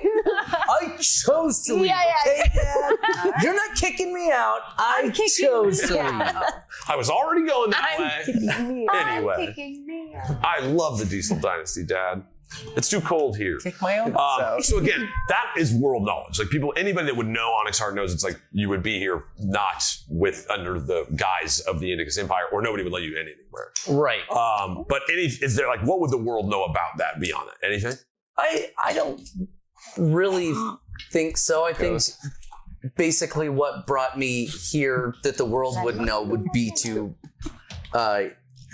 continue the smithing technique and infuse it with artifice, technology, magic. Which is You hear about that Onyx Hot boy? I hear he got kicked out. He's a real bad boy. You talking about that Chronix Onyx Hot? Oh, I like that. Sound you say? That's fun to say. Chronix Onyx. It takes moxie to do that. Nice.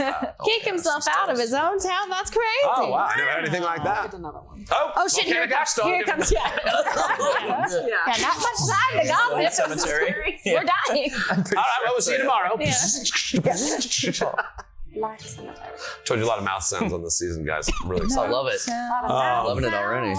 All right, and then you're currently at Fizzbibble Academy to continue working in that aim. You've gotten to know all of the teachers there. You would be pretty familiar with. They've all kind of been like, "Hey, can you come over and try like divine power boots real quick?" Oh, and so they'll like strap them on, and but yeah, you've spent more time. I would say you almost like dwell there. Yeah, like yeah. That's in exchange for all that you're bringing technologically. You are like just a member of the Fizzbibble Academy. And it saves on rent. Yeah, That's cool. you're also the groundskeeper. Well, Really?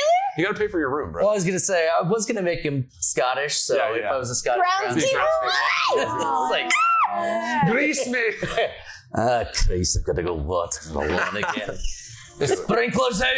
I told you the last time. Oh my god. Don't overdo the water pressure on the sprinklers. Is he for sure a groundskeeper now? Because I love it. Please do it now. He's a badass fighter, Why but not? also he's really good. All right, so yeah, as far as that goes, anything else for the worldview of Chronix Onyxar? For fun, he likes to hang out with the Sand Pirate fighting crew. They like to have a fighting With pit. some of the wingnuts? Yeah, the Wingnuts. Okay. They have a fighting pit tournament, and he likes to go and try shit out in the fighting pit. It's called the Alaskan Thunderdome. The Alaskan, what did you say? Okay. Alaskan Thunderdome.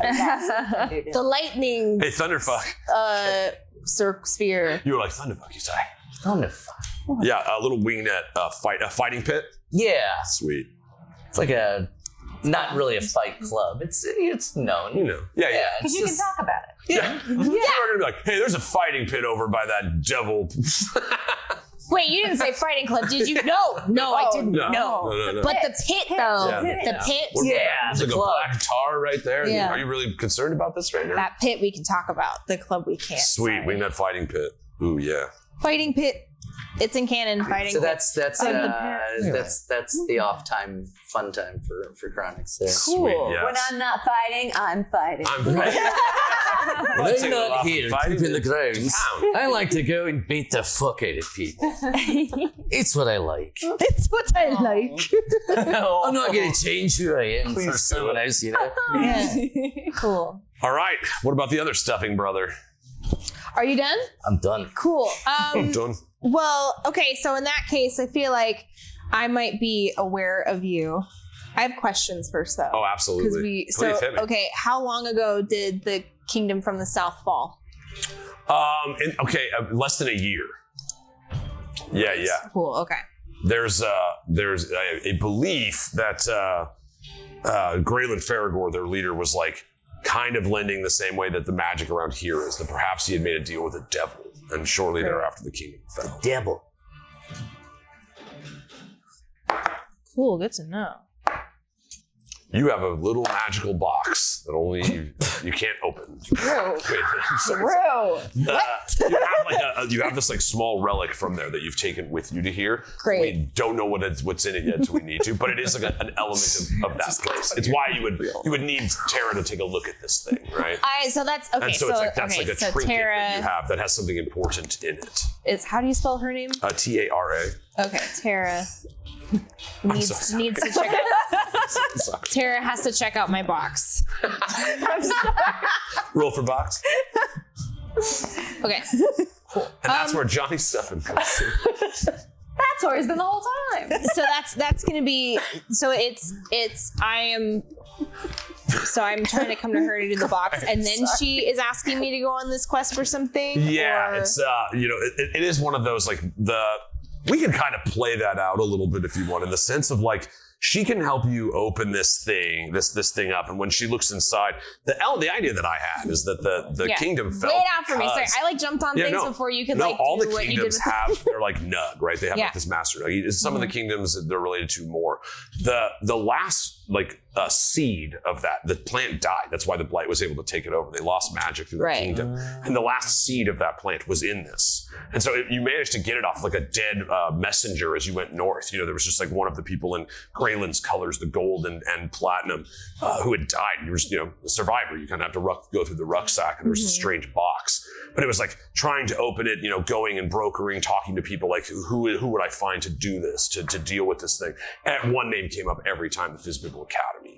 And so, no small task crossing the devouring wastes, proving a little bit of your merit as an adventurer. You have this thing, and it's already a place, you're fleeing the droves of chaos demons that are starting to populate the lands. Now, you also know what it looked like. It was a little bit more like Castlevania. It was like high Gothic towers. There was like at one point, Graylin Faragor was a vampire, but he got it cured. So it's like, but it is very much like candelabras. When you swipe them, you get like a heart or a clock or a holy water. Chicken legs. Yeah, your Chicken chain dinner. gets longer. Yeah. Yeah. But yeah, Great it was walls and very stuff much like that. there was like a doom over the kingdom. Graylin Faragor was blamed for the reason that the world was ripped asunder. He showed up with his armies and then turned his back on the races of men, and that led to where they were now. He was basically this like hollowed castle no one dared go to. So you've seen the lands of it, but that wasn't your life. It was like running around in the castle. It's just like that's like the knowns of that area. Right. It's always So a dark, dreary place, but so it was like over a year ago. Over a year. Yeah.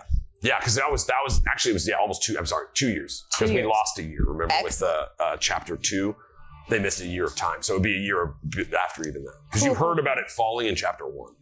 There was that little note that said that the Felsworn kingdom had fallen. Cool. That feels better. Okay, excellent. So it happened 2 years ago, and cool. So I have this box.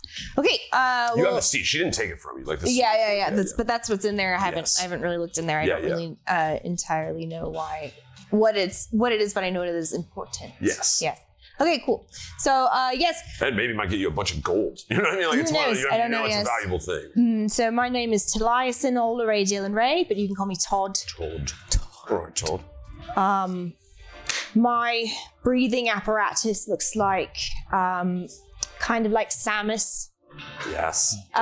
So I have but it's more like the Good night, Samus. it looks like Samus. Oh my Like god. Seamus. But it's not as outer spacey. It's very much more of the steampunk and a little bit closer to the body. Sweet. There's little bells and whistles and spitting.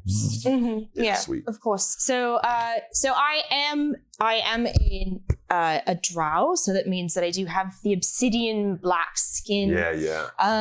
Very kind of this color, like the teal, minty, greeny teal hair, but my head is shaved. And there's some scarring on my head as well.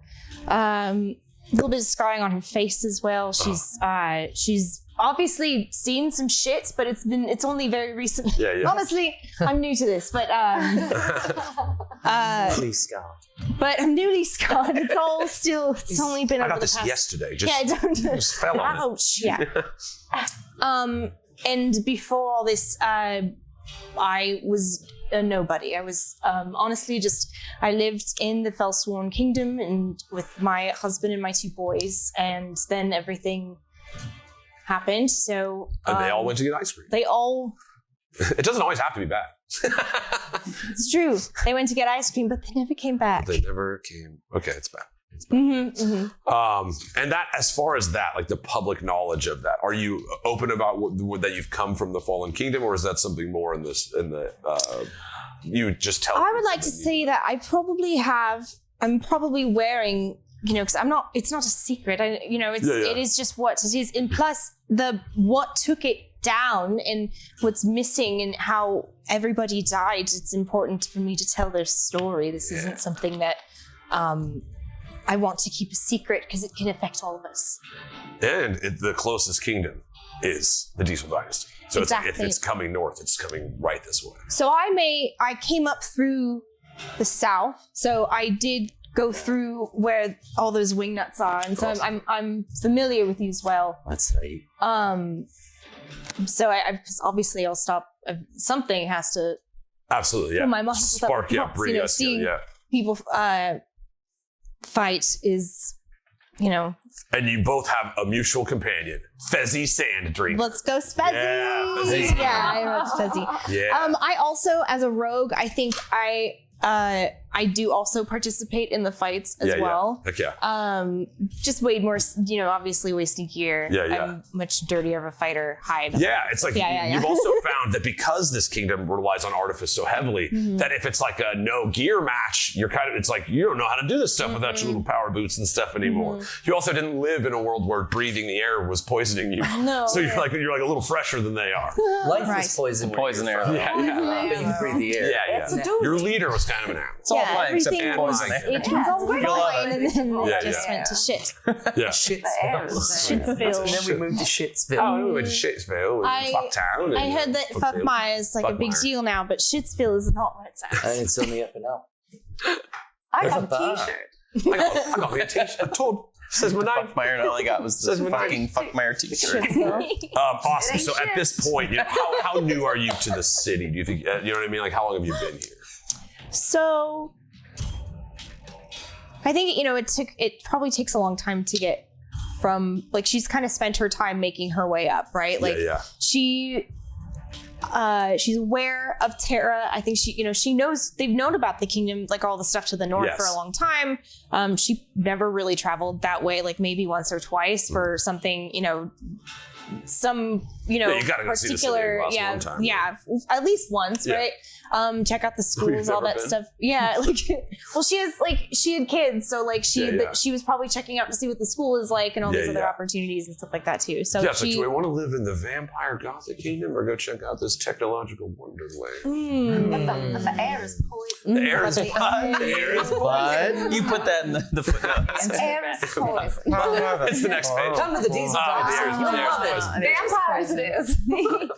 So she had at least been up there, so she's aware of all the people there, but she's been in town now for a minute because she's been either looking for Terra or, because she's just a nobody, right? Yeah, and it's like you are, it's with the style of rogue, this highly intelligent, it's like, well, let me see how this place works without me telling it who I am right away. You've been, like, and you're extremely insightful. So it's like, this is a place that is where the dreariness of what life was like in the Felsthorn kingdom at that point. There was almost this ghost of like what we should have done that floated through the streets all the time. And so there was the sparks of life that, life exists in this bubble as well. But it was just so because it was like a slow like choke out, right? Because it was the greatest kingdom in Everendell. Right. So it fell 2 years ago, but things happened and there was suffering before all that. Yeah. So based on them existing at all was from betraying everybody that was brought here. Right. So it wasn't until there really was nothing left for her that she left and then came north. Yeah. Perfect. So knowledgeable NPCs and stuff, all that stuff. If you're like, there's an old, do I know a guy? If you're ever like, I want to kind of look up this thing that we haven't talked about. Just be like, do I know a guy? You know what I mean? And like your backstory and that's kind of where this is really valuable, right? Yeah. Like what I know, dude. Oh yeah, there was that guy at the fighting pits. That, like, you know what I mean? There's I'm aware of him. I feel like I've been here long enough now to kind of like people. It's not like I'm walking up and going, I need to tell you how terrible my backstory is. Like, but it's like I don't see a lot of drows up here. Who the fuck are you? And then she's. Is he willing to kind of explain? Yeah, I'm from the kingdom that's fucking gone now. And again, it's like many people have drifted this way. Survivors of varying qualities. Some have told truth, some have weaved lies. And so it's like you find a lot of them, and this has kind of been the problem with Diesel Dynasty always. It's not there. They are internally focused at all times. And so it's like so much of this invention, so much of this stuff would help the armies that are battling the Blight, the kingdom that fell. If they shared this thing instead of being so hyper-focused on one-upping each other all the time, they could help the world protect itself. And so there is that, like, it's almost, you stop talking about it because of how almost unremarkable it became. Like, they're like, of course they would fall. They're not us. Everyone will fall. The dynasty will continue on forever. There is this like blind focus on right now. It's literally a magical arms race of sorts. Now, in that race is the Fizz-Bibble Academy. Like they are a somewhat not as morally misguided group, but they are also highly focused on like proving that they're right. And so they keep pushing. Terra never stops. She's it's amazing how happy and jovial she is, considering she's just constantly solving the most impossible of problems. And so, but again, this seed of the plant has led her to like reveal to you a huge secret that I'll talk to you about in our one-on-ones. So, I don't know why I did that. 1 sec. But yeah, so she's obviously everyone. We all kind of like if whoever's in town like and is around and stuff, like we've definitely spoken because I'm sure I've had things needed updates or upgrades. Yeah, because like everybody's looking at me. Right. Yeah. This is a very old. It's an old Dama. It's all my. Yeah. This is my husband's Dama, and so it's an old, and there's nothing. That's all we could do because he went north, so he always had the suit, so I needed to update it. Perfect. Those girls are fine. Pit. Yeah. So cool. I kind of figured like the reason you fight in the pit is to win like the salvage that they go out and collect, or and you coin or whatever to buy into. Nice!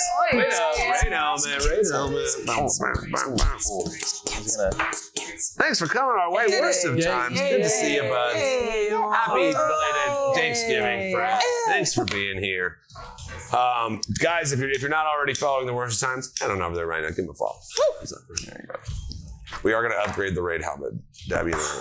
Rhinestones. We're going to do let's some go. rides. Don't It's even gonna be dope. worry. It's going to be beautiful.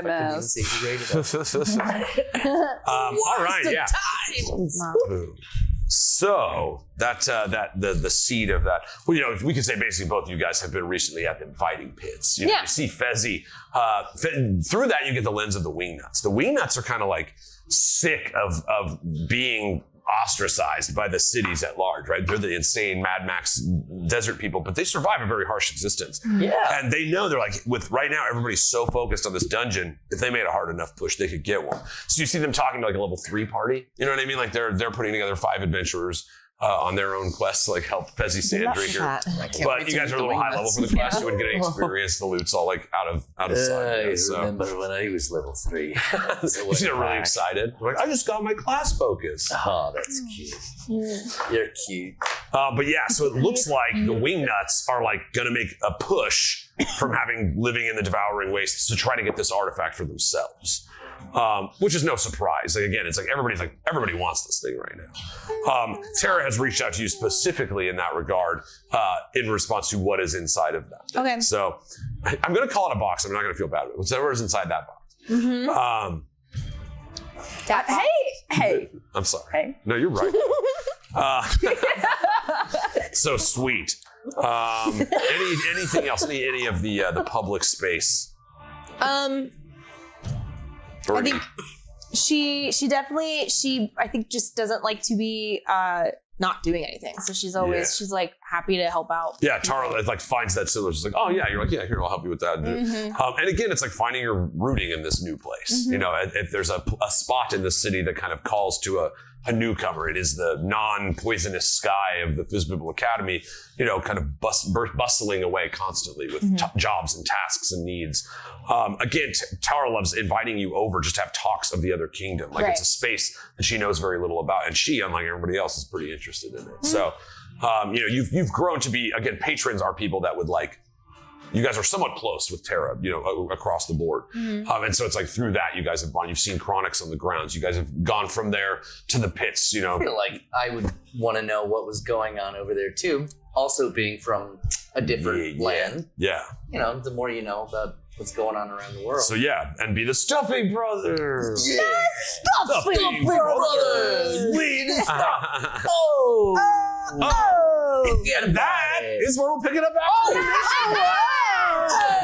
Stuffing Brothers. But Stuffing Brothers. Stuffing Yeah, the Stuffing Brothers. Hey, y'all, come on. The Stuffing Brothers. No stuffing. We are going to take a quick 10-minute intermission. Tons of original art, tons of original music. All the music for the show that you will hear is created by one incredible man, Sandy Stein, and probably 95% of the art that you've seen is by Vlad Kolinik, our resident artificer, who is a wonderful man. Thank you guys so much. We'll be back in 10 minutes. Remember, refill your waters if you're drinking along, refill your other stuff if you're playing along. And we'll be back in 10 minutes to find out the public view of our left side ladies. Yay! Left side ladies. Stuffing Brothers versus the left side ladies. That's fantastic. See you soon. Thanks. Thank you.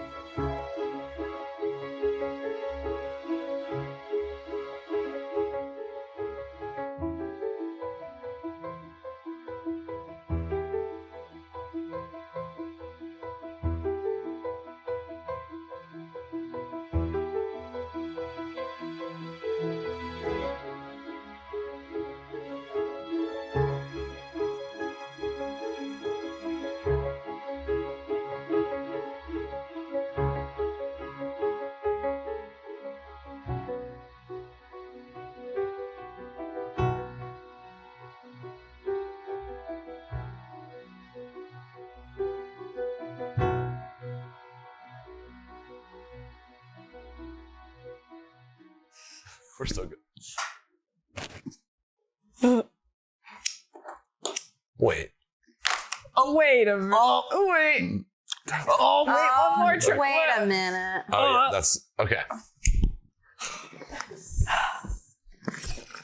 What's up, Banana Buds? I'm Bam Nana Rama Mama. There he is. Welcome back to WeeDnD, the pod positive and banana positive role-playing experience. Love bananas. We have been having us a little bit of a session 0.5 where we're introducing kind of the worldly view of this space, what's going on in these characters specifically. Between now and when we launch the next chapter, we'll be weaving the internal story of each of these characters privately. So we'll do little one-on-ones. We are going to record them and throw them up on our Patreon if you want that kind of access to the behind-the-scenes stuff. We've gone through 3 of our characters. Why don't we just say hello from those characters real quick? Oh, Quinrick Tanwhistle, the artificer armorer and owner of the Bamboozling Boutique, with my partner George Brassbottom. George. Yeah. Right, George. It's your gay, I keep telling you. All right, what about... How you doing? Chronix Onyx Heart here, playing the level 5 monk bionic brawler. It's what I do. I beat people up, and I also tend to the plumbing at the Fizzbibble Academy. It's what I do. So, Oh, thanks for all your... I also You're my best Oil. friend in the world. Oh my god. Who's gonna kill him? yeah, he's gonna get killed super fast. Anyway, that's me. I hope I'll make it to session 1. 2 characters left. I hear it's a good thing you're not a horse. Oh. Well, now that you mention it. I love this guy. I can't kill him. He was like a mechanical horse, like a name. But like a warforged would do. Hello, Hollywood. I'm gonna actually eat this banana too while we're talking about it. Bananas are amazing. Banana on stream. Banana on stream. Banana on For just stream. $5.99. Banana on We're coming for you, big potato. Banana. Good for him. I hate bananas so much. Somebody once told me to, like, right before going on stage. I have a potassium deficiency, actually. That's a real thing. Well, I do. I I do. once did a show where I had to eat a banana on stage. Oh, yeah? It was terrible. You also show did or a the show banana? once where you were a giant flower. I was a giant flower and a snake. Banana. We got you. We're banana forward I knew here. I hit it. I felt it. I knew I felt Oh, my it. God. It's a good banana. All right. We have had ourselves a roll-off. Oh, I was gonna say. Oh, and then also you met Talias and Ola Ray Dylan Ray, who's Todd, and she's a rogue, and that's it. Bye. Drow elf also, and coming from the southern lands, the Fallen Kingdom, formerly known as the Fellsworn Kingdom. Now it's the Fallen Fellsworn Kingdom. Fallen. Cool shaved minty teal hair. Yeah, and through them, she's got like the ears and all that good stuff. And With scars and on you it. said, well, and the hair was like a teal. yeah, Cool. But shaved. But shaved. Buzz. Sure, a little buzz. Sure. She had scars on her head, scars on her face. Little fuzz. Little fuzz. Oh. Don't touch me. Sorry. She's quite moody. Should have asked. Sorry. Yeah, you guys, you've met a couple NPCs. Tara Fizzbibble, kind of the leader of the Fizzbibble Academy. Of course, our lovable Warforged. And we've talked about George and a couple others that'll populate this region. There are other city ones. That'll be a little more clear when we do our one-on-ones, people you know and people you interact with. It becomes a cool resource in the sense that you have your own individual ones of those. So when certain problems present themselves, you might know of a person that does a thing that others don't. So it gives you a little bit of your own life in the city too, people that know you and haven't met the group. So it's a fun dynamic. Also, just to remind you, Tara is your patron. So she is a person that is invested in what you guys are doing enough to where if there's resources you need to get a thing, if you need a loan to buy something of value that you can't afford, if you need to find a powerful thing, she's kind of your network for the NPC that is benefiting from what you're doing. So she has brought this group together. We'll get to that story, but it has brought you all together currently to go to this dungeon and try to find this artifact before anybody else. And so, yeah, and then and as you've heard, Fezzy Sanddrinker, the wingnut that fights at the fighting pits, he is like the Sanddrinkers, or not Sanddrinkers, the wingnuts are going to be trying to get that as well. So there's going to be a lot of interested parties. going this away. But this is not the only thing going on. So most of the people that would like be strong enough to where you'd be like, well, we'll just go in there and take it. They're in some dungeon right now working on their own weird thing with the devil, you know, so. With the devil. Working shit out with Oh, their the devil, you say? Yeah. I'm the devil. Actually the devil. We're all the devil, bro. Right. Get over it. But my first name is weird, that's V what and my that last means. name is Devil. I'm literally the devil. The devil. I'm a demon. I'm not even a devil. All right. Not even a devil. He doesn't drink sand. Your last name isn't real. Have you asked him if he drinks sand? Says he's like, Not even once. I drink. Does it and proves it. It's like, yeah. Awesome. So now we are, you know, again, as the night settles and you see the multicolored smoke kind of emanating off the dome of glass, the vibrations just as loud as they are during the day. The night and day is really only an amount of light that exists around you. But shifting now entirely to the nighttime where, you know, the lava flows still kind of emanate this hollow glow of these refractory colors that's in the areas as clouds of ash swing by. It's beautiful, but it's like you can see immediately the black clouds of ash and the poisonous air, but poisonous air is green and bubbles. And, you know, again, it's like tragically beautiful in its appearance. The hustle and bustle of the people that live there still going on. You know, you hear like little little walking tables that people have goods upon. You hear the sales of all these strange trinkets, you know, articles from the fallen kingdom, and you've gone over there and they're like, none of this is, you just made this yourself. You know, there's hucksters, but there is also valuable merchants. You know, just kind of the ever constant, there's like a rumble of volcanic activity almost at all times. Ooh. It's not uncommon to hear like a large rock fall as some near peak of the Black Mountains just is destroyed. As the ground itself is starting to like rot underneath the kingdom or the dynasty. So with that, you know, we kind of float over the reflective tops of the marketplace and we find... Yeah. Oh, we find Muriel Nettlepot, but you might better know her as Whizbang. Whizbang. All right. Hey, just gotta do Hey, Whizbang. honey, Whizbang. It's the cat's pajamas. Yeah. Oh, I just spelled my name wrong. Whizbump. Whizbump. Whizbang. She goes out with a bang. Don't mistake And in it with for a a bang. See what you did there. Ooh, zing by ya. Yeah. Awesome. But I do like the idea. So she's Muriel Nettlepot, and she's from the farmlands. You know, she's of the earth. She's a gnome, obviously.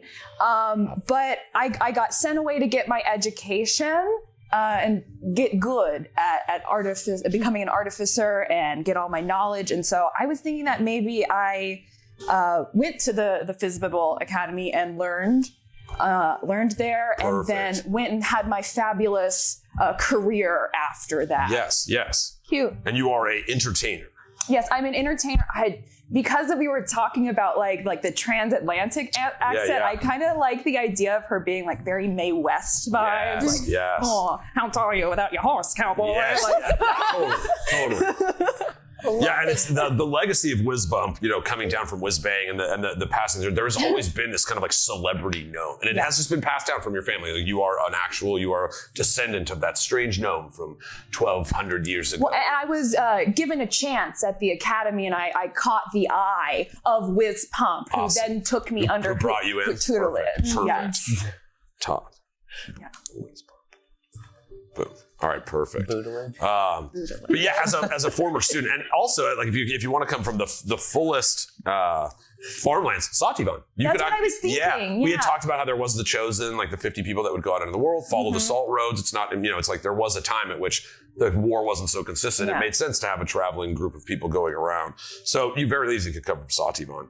Does she know like anybody? Yeah, you could be like a link of information between, like, cool. depending on how long you've been here. So I'm 150 years old. Yeah. So I've been around for a while. Yeah. So you'd know like Gary's family or like Yeah, the mole. they're The Greenhearts, the Mole, They're good the people. Mole Eggingtons. The Mole Eggingtons and the Greenhearts. Yeah, like, yeah. no.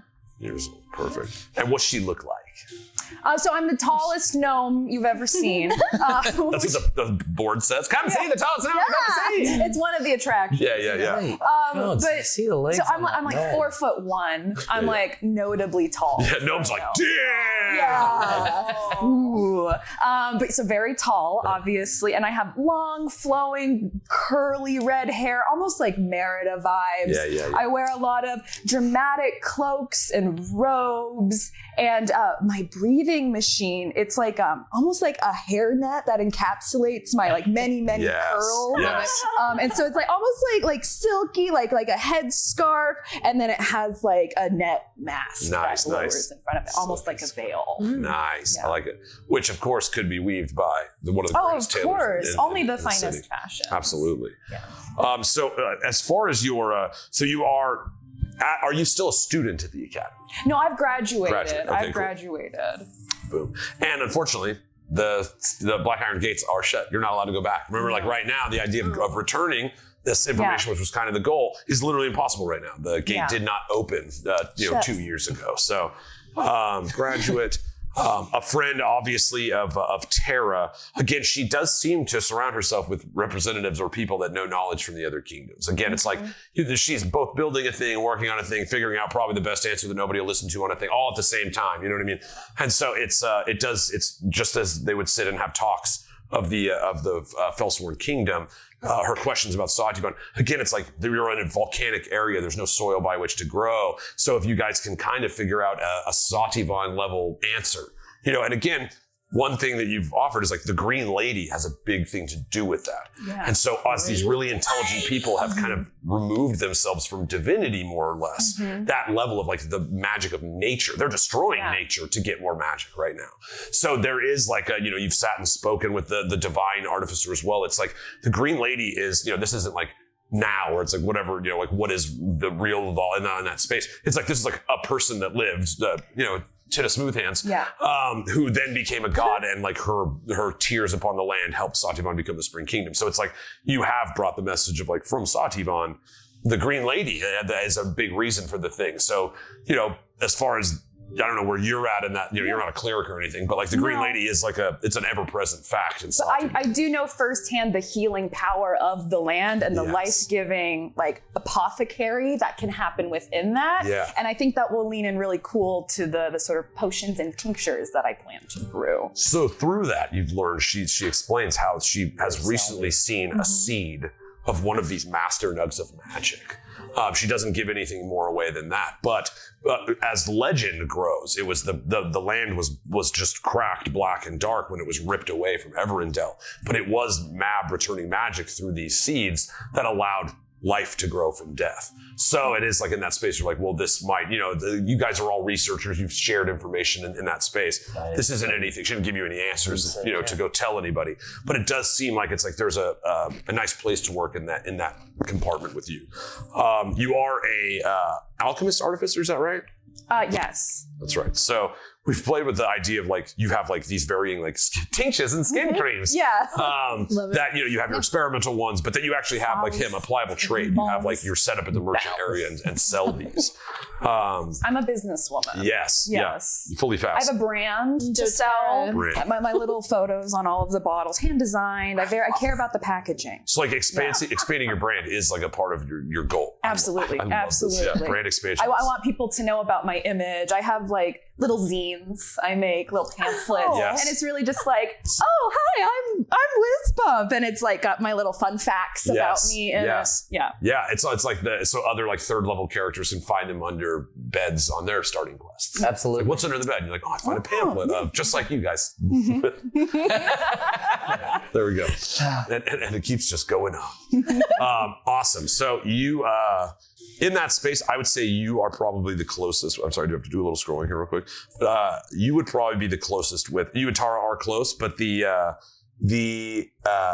Calvin Jorash, the Magister Calvin Jorash, the half-elf cleric, he is like really interested in how can he harness the divine, like he does not give homage to the god of the Green Lady. And so like he can't really benefit of her power. That's how clerics work, And so in his case, he's trying to like figure out like what is the in-between in that space. So you would be, you'd know him quite well.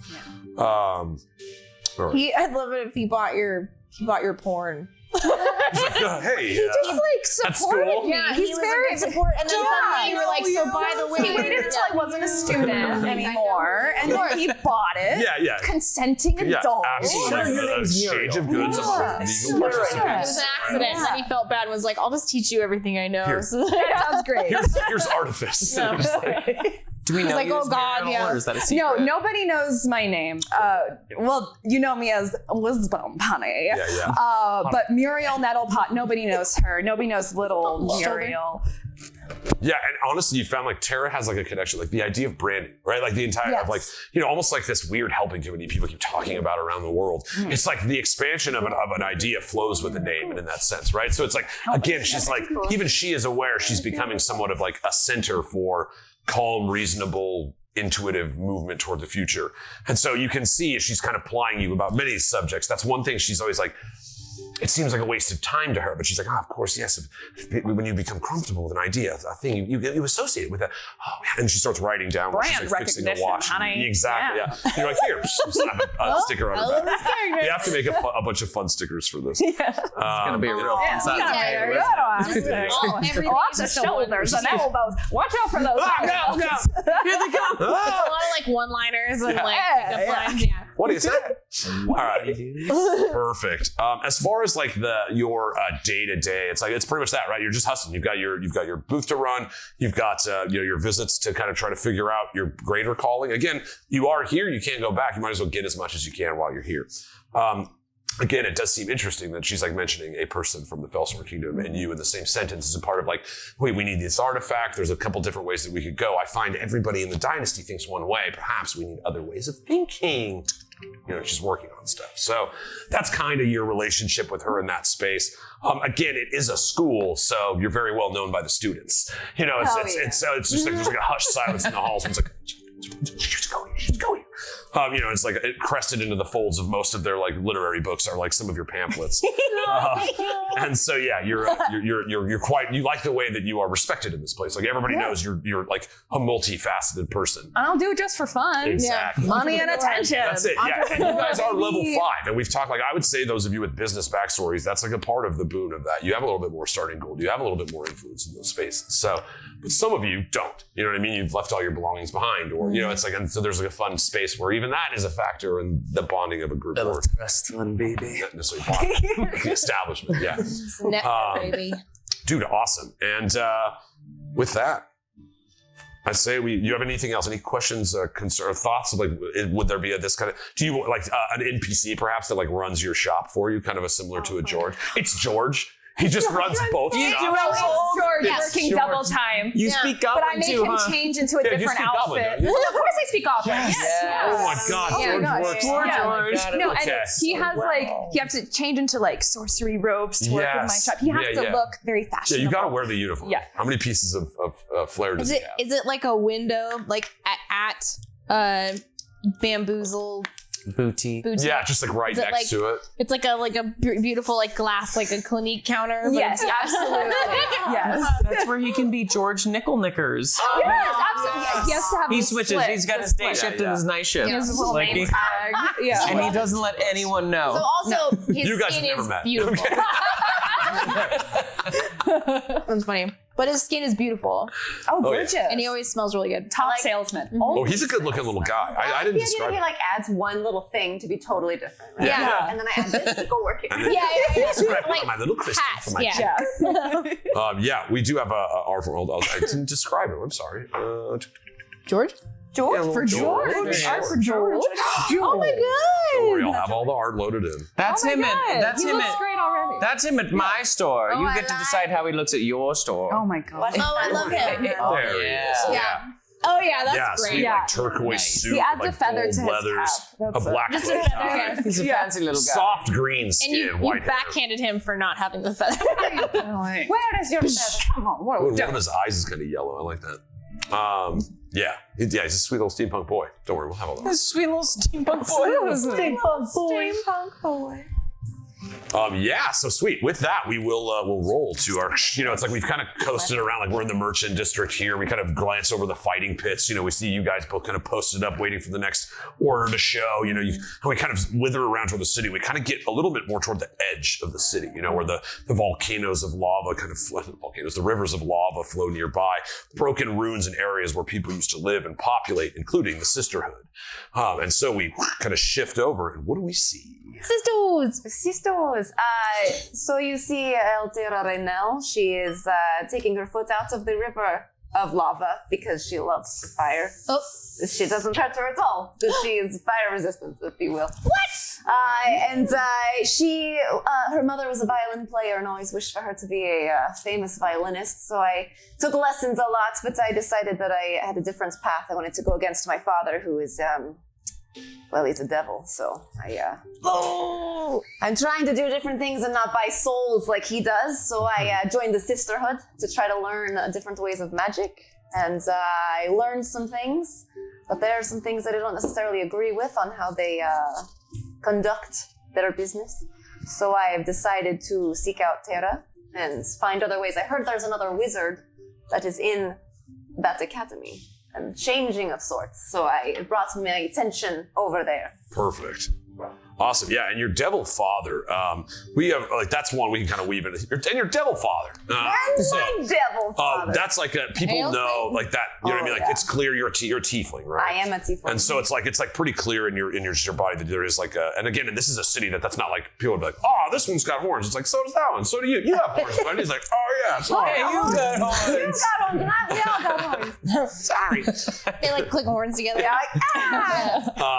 But yeah, he is a presence in the city. Whatever we decide to build around it, it's like that is part of the he's a present drive in the. And again, as devils, there is like a truth behind what it is they're doing. Like they are ultimately trying to get souls to fight a war that needs to be fought against demons. He always tells me what his main mission look, is. And look, I want to tell you what's happening. I'm like, no, I understand what's happening. Muffin. But like, no, you left mom.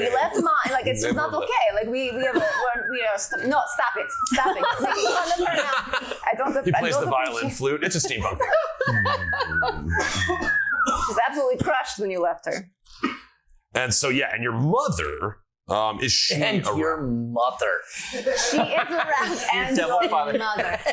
My mother is a wonderful violin player. Wonderful. But her she's like, it's, because we're in the land of steampunk, so her violin isn't necessarily wood. It is made of mechanics. And Maybe like brass. Yeah, it's brass, and it's like a magical, and it's got that technological magic to it. She brings to her concerts. Awesome. And so yeah, she's a concert. Would Tara be a big old fan of that lady? Oh yeah. Yeah, there's like that's the thing. It's like there's like a sorrow and like a beauty and that kind of like, brass, like a wind. Those, it's like there's like a haunting draw to the song, and so there it's like both comforting, beautiful, and like maybe brings a tear to your eye, kind of a that sound similar to like the pipe organs of the Fallen Kingdom. Excellent. So but yeah, has these beauty, is well known as far as that. It's like she's this musician, but little is known about her beyond that, right? Like it's like that. All we know. So perfect. Well, that's all everyone knows. I know more about my mother, but other people just know her as beautiful violinist. And what's That is hard. do you have a name for her? I don't yet. Okay, cool. We'll think about it. That'll be back. Yeah. Again, another powerful entertainer in town, somebody that you may have had focus through.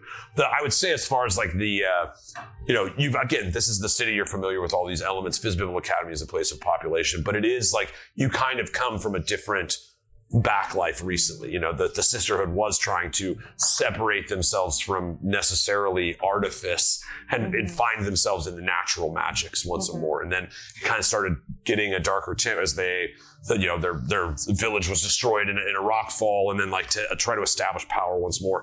Like you said, there was kind of a strangeness to the way they started doing it, and you felt the drama. And I didn't join my father because I didn't want to do like the evil thing, and like now they're like getting, I don't know, it's icky vibes. Yeah. So I like the natural magic sort of things, and learning things from the lands and the plants. They're all great. So I stepped away from that. So you are a warlock. Your powers have been granted you by it, but we didn't go too far into like your pact because that's a little more specific for skills and stuff too. But there is a being that is giving you your power. And the part of your warlock side, right? That you are somewhat beholden to, okay? Like for that power, right? And again, it's like, this is not the same as brokering a deal the way you see it in the space. There's like multiple versions of what that thing is, which is kind of nice. There's like narrative, like you're not necessarily selling it to a devil. There's a pact that is like a devil pact. You probably wouldn't do that one, right? No. But there's also like the ancient old one. There's a bunch of new ones too. So it's like, it's a really cool, we can find a nice path for like what that exchange is. An exchange of power is not necessarily a bad thing, right? You are getting something by which you are then able to change the world with. But the cost of that thing may be, somewhat nebulous. Yeah. But that is the difference between like an artificer, alchemist, or a warlock, right? Like you are being bestowed powers by some otherworldly patron. And it's not like they're gonna be like, knock, knock, you have to do this. You know what I mean? I won't take your agency away. But there is like this thing that has interest in your progress in some way. I'm still Everyone's The banana came up at the right time. Like, there will be a cost, and you shook the banana. Look at it. That will be a cost. That will be a cost. Oh, okay. A banana. Oh, Put on the banana cam. Over here. I'm sorry, bro. You didn't make it. What does it look like? What do I look like? Yeah. So I What do you have. look like? What do I look What like? look like do you look? I've got I guess sort of like a lavenderish, dark purple, like kind of depending on the lighting I'm in, you see different aspects of my skin, but it is more on the purple side. I've got these beautiful horns that kind of curve back, and they are brass. But they are not made of brass, they're just color brass. I am not robot. So I have these beautiful, and I have gears that I like to decorate my horns with. My hair is white and it's short. It's just under my chin, very curly. It's beautiful. Looks like my mother. My mother's got very long white hair. It's very curly. But not because she is old, she just has white hair. Oh. I knew what you were saying. No. She's I see it. I'll say it again. I saw it. And I like to wear the steampunk sort of Victorian look. I do wear pants, but I've got a bustle, comes out the back. And I've got the cool puffy sleeves a lot, and the collar that comes up, and the beautiful sometimes it's a clock necklace or a gear. I like to. They're kind of like witch charms, but my little steampunky versions. Yes. Dope. And I found your shop because I wanted more of these things, these secret witch pockets, if you will, on my outfits. So I've worked with you on some of my outfits. Favorite kind of pocket? The old witch pocket. Witch pockets, yes. You know. I know. It's going I get percentage if other people want witch pockets. So you sell witch pocket to two friends. They sell to two friends. Imagine all the pockets.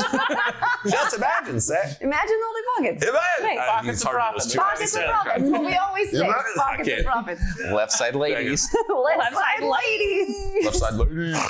All right. Sorry. I knew what I was about to say. Oh, your connection to Tara is there's a nice. If you're thinking about trying to find ways to not work with devils, she's literally the poster child for that right now.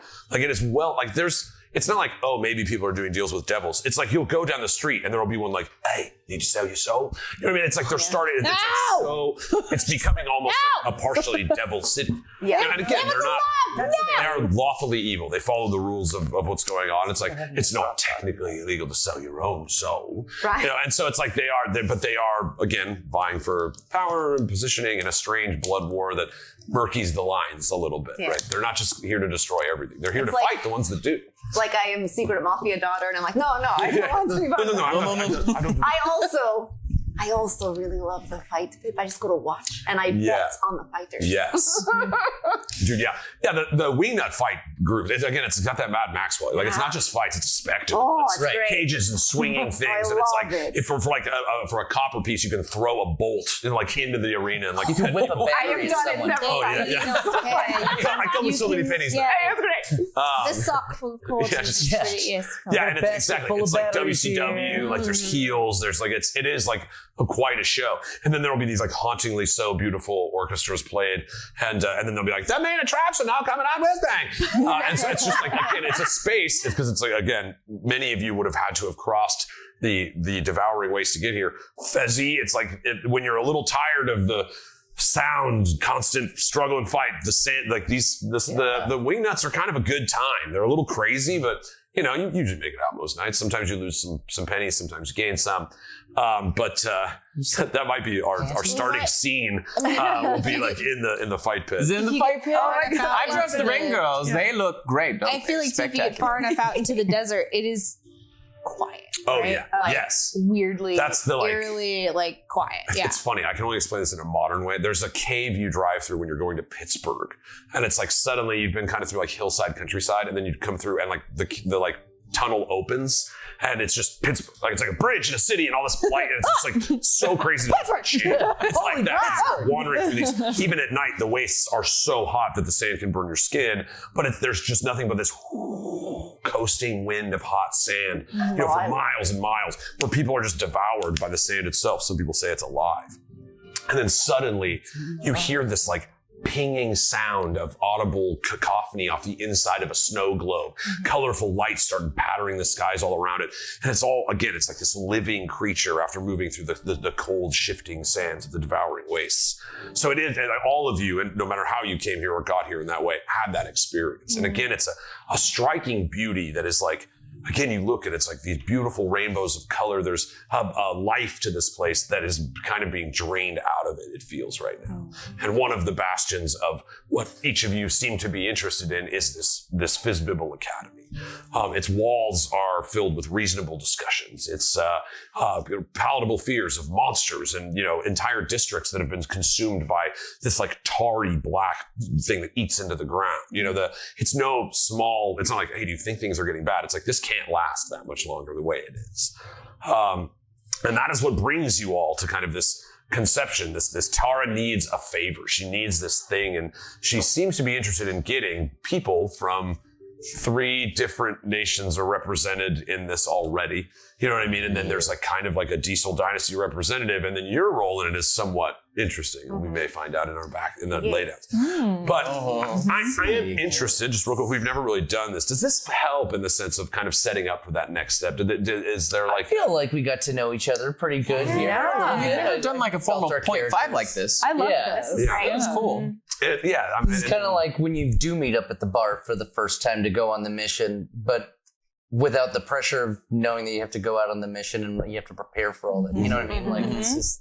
It'll make our first like full session into it like easier to just You just Go start in, get on our feet and start running. Yeah, because Well, of course, we're going to figure out more about our characters and how we work together. Yeah, and that net isn't set in stone. Yeah, But yeah. like it's not like, oh, I knew them and not them or whatever. It's like, trust me, I'll be the one that has all the strings coming. So it'll be like, Yeah. oh, you also know through this, you guys have seen, or if there's like parts of that inner tale that connect, I'll let you know of that and we can build upon that as well. Mm-hmm. Which will be, again, kind of like there's just a transformation where suddenly that's like the reality of your character right when we start. Right. Not the like, oh, I'm actually kind of this kind of way, or this, you know what I mean? You will just be the way you are and we will know it, right? And it's cool. I'm like really excited for it. And honestly, even this, it's like so much food for me to then, from stuff you made, fill it with these dark, Same, but like haunting, everything steampunk you guys violent performances. And this, it's like the world already feels more full of, you guys. And so it's been cool. I definitely will. This is like a thing I'm going to be recommending. Is there at this point, we've kind of touched on like all of the characters and stuff. Again, artwork will be coming in, the layouts we'll be doing a lot of work on that back end. Where the next step would be our individual one-on-ones. Like any questions at large, is there anything missing from this kind of story at large? My mask. Sorry.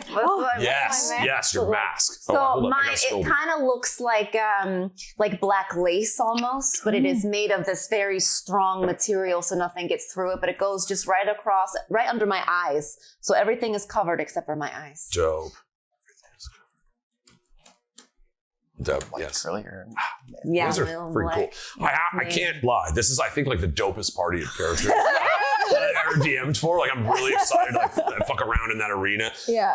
What I love about it is it's like the kind of narrative flashy thing we talk about where it's like I can do things that work on the narrative space but aren't like mechanically changing the balance of the game system or anything. It's so that like you can be like, is there like a weird little thing I could jump that would boost me in the air 10 feet? You know what I mean? Like as long as it's not adjusting the mechanics of the game, there's fun new ways to be like, oh, I grabbed that little spinning like ornithopter that's going by and like hang from it, it is a bustling city. It's not so much everybody's attention is on you. And so, Hell yeah. honestly, I just want to say like, as a DM, this is like a delicious opportunity to kind of have a little time to weave this stuff together and have it also going into the background work of this other space. So, again, just to like, session zeros are great in the sense of being like, this is the kind of game you're going to be playing. This game will be driven by momentum. It's like the weird wobbly time space of D&D.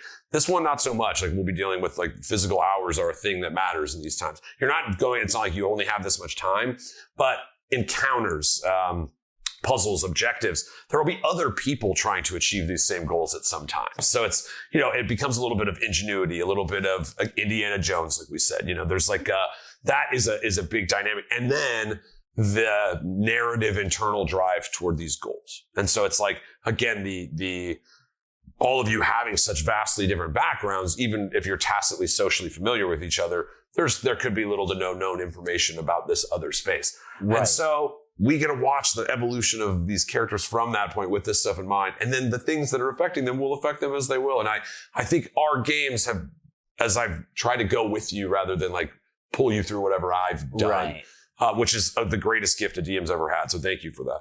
But in that space, now we've kind of like, this is the thing by which we'll start and move from, and then it'll become whatever it is as we do it. I absolutely love all your characters. And again, this is the time, like it'll be basically after the new year. Let me just double check because I just want to make sure it's not like, because I think it's New Year's Eve is the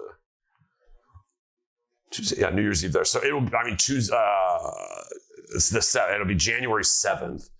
Is the tentative plan. Obviously, we all have big schedules, so we'll make sure that what that looks like. But tentatively, the 7th, we will be launching this campaign. In this time, now you have all this stuff. And when you're like, whatever, just kind of like having those moments, you can be like, write them down. If you have a question, send it to me. Like we can, there will be a nice amount of that. The more exciting it is, the better. So, I'm already stoked to jump in, but it's like, I think there's a cool secondary thing that we get to do now. So, awesome. Again, we have our player safety cards that we're using for this. That's a safety tool that we recommend. There's other ways to do, there's other tools in that same vein, but in ours, just a card that would let a DM or a player or anybody in the storytelling space know that the direction a thing is heading is not conducive to the fun of the table. So, and it is an instant pivot with no focus. It's just, we're here to have fun. Right. The maps and stuff, there is like a little bit of like a DM backside that I may stream. We don't have Jake for the rest of the year. I know as we have like Christmas Eve, New Year's Eve, I get it. It's like, who knows who will be able to grab. But there is kind of like a solo DM stream that I'm interested in kind of doing. Now that we're showing, it's funny to be like, we're going to show you the back end and then we do a certain amount of it. I decided to show my back end. No, that's on the DM only screen. Watch me eat this whole banana. I ate it. I ate the whole banana. Wow, good for you. I thought you were going to eat the peel. You're like, it's like, now it's time for the peel. And then you just slow, like, awful. I did a scene where I slowly peel the banana, like the slowest as possible. And then I grabbed, it was kind of like a mime setup. It was like a black chair and like a really specific look. And then like after like peeling it super long, I picked up the banana and then held it and then dropped it and then slowly ate the entire banana peel. It kind of killed. Like it was just it was just a weird thing. But now when I was like, I have eaten a banana peel, I didn't want to leave it at that. I needed to explain it. I don't want people to remember me like this. So I like the mystery. Yeah. When did he? Yeah. Why would he? And this week on Bam's Banana Peel. So yeah, guys, I mean, this is what's nice is it's still in a nebulous state. It's like if a thing that you would like in the story, until it's set, it's not. But it's great to know the rest of the party a little bit more so that those kinds of ideas can bounce off each other. We can, for me too, message each other or be like, oh my God, do you feel like doing this? And we're like, yes. I encourage all that stuff. It's like, I don't feel like if you show up and you're like, actually, we have this thing. It's like, dope. That's cool. You know what I mean? Like, show me what it is. It's fine. Right. I don't need to be like, yeah, I'll allow you guys to have this cool thing that you're excited to do. I'll allow it. Let your players have fun. I'm also really excited to make this cool fighting pit. Right? Yeah. I'll just walk into the desert and do it. Huge shout out. Obviously, this might be the last time we have all of us in the room together for a while. So we're wrapping up another a calendar year with this show. Obviously, Thanksgiving was recently. I'm super grateful for every person at this table. And that's it. I'm like so excited to jump into this thing. And it's the greatest gift ever. I love all of you very much. We love you guys. Thanks for all the support. Huge shout out. We got Sean here, former technical director. We got Steph in the house crushing it every week. Munch for all of his help. Again, Sadie Stein for all the original music. Everything you hear in the show is original music. Wait.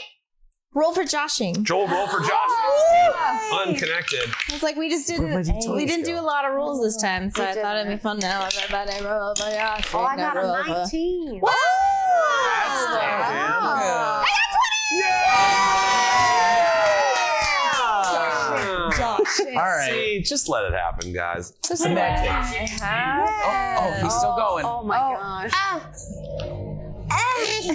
Ooh, a nice crit hit for joshing, guys. How do you josh in the Diesel Dynasty? How don't you? How don't you? I mean, obviously, it's probably ABJ. at the pits. It's At the pits are called. You Josh at the pits. There will be an Joshing in-world. pits. Yeah, these are the joshing pits. The joshing pits. You go get Josh. You gonna get Josh, mate? Because they're all You get Australian. joshed. Oh, they're all Australian. Hey, mate, you ready to get joshed? Oh, no. I don't want to be Jorshin. Jorshin, not Jorshin. Don't you Jorsh me around. Oh, no, I said no more Jorshin. Oh, with a hard right Jorshing. Yeah. He's down. Oh, dying. man. Thanks to Card. Thanks for Vancouver showing up. Thanks to some of the Geno Fox. We shout you out earlier.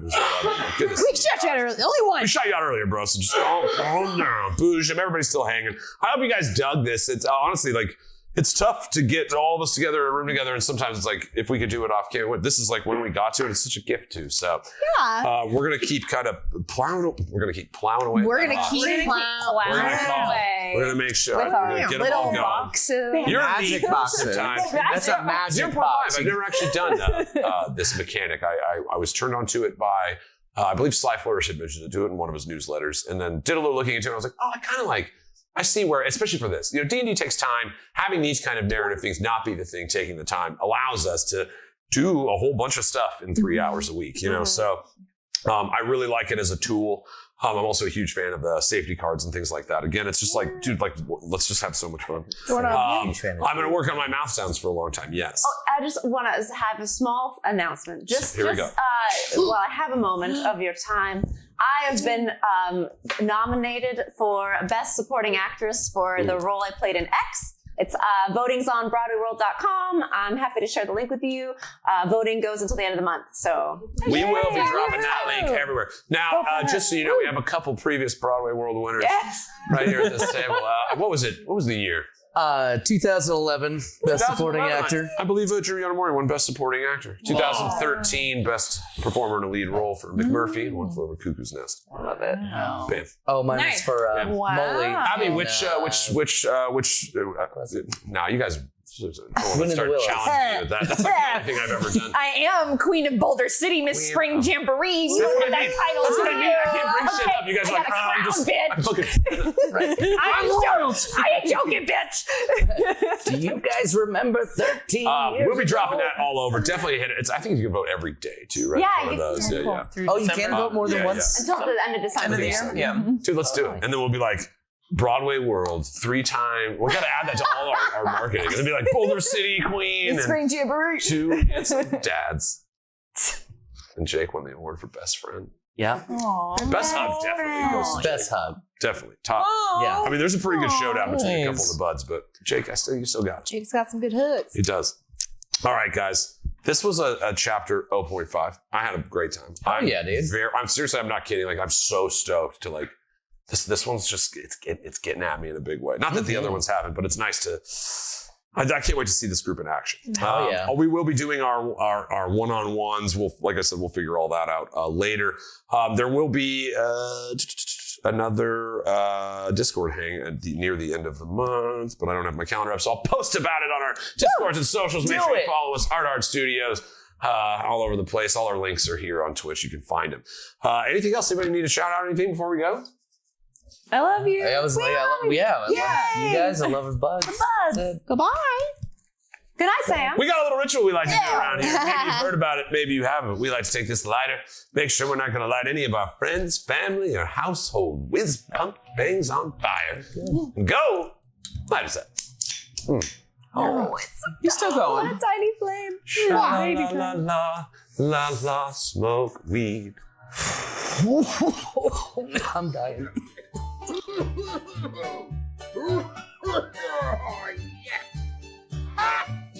So what? You can't touch me, because I'm from the internet.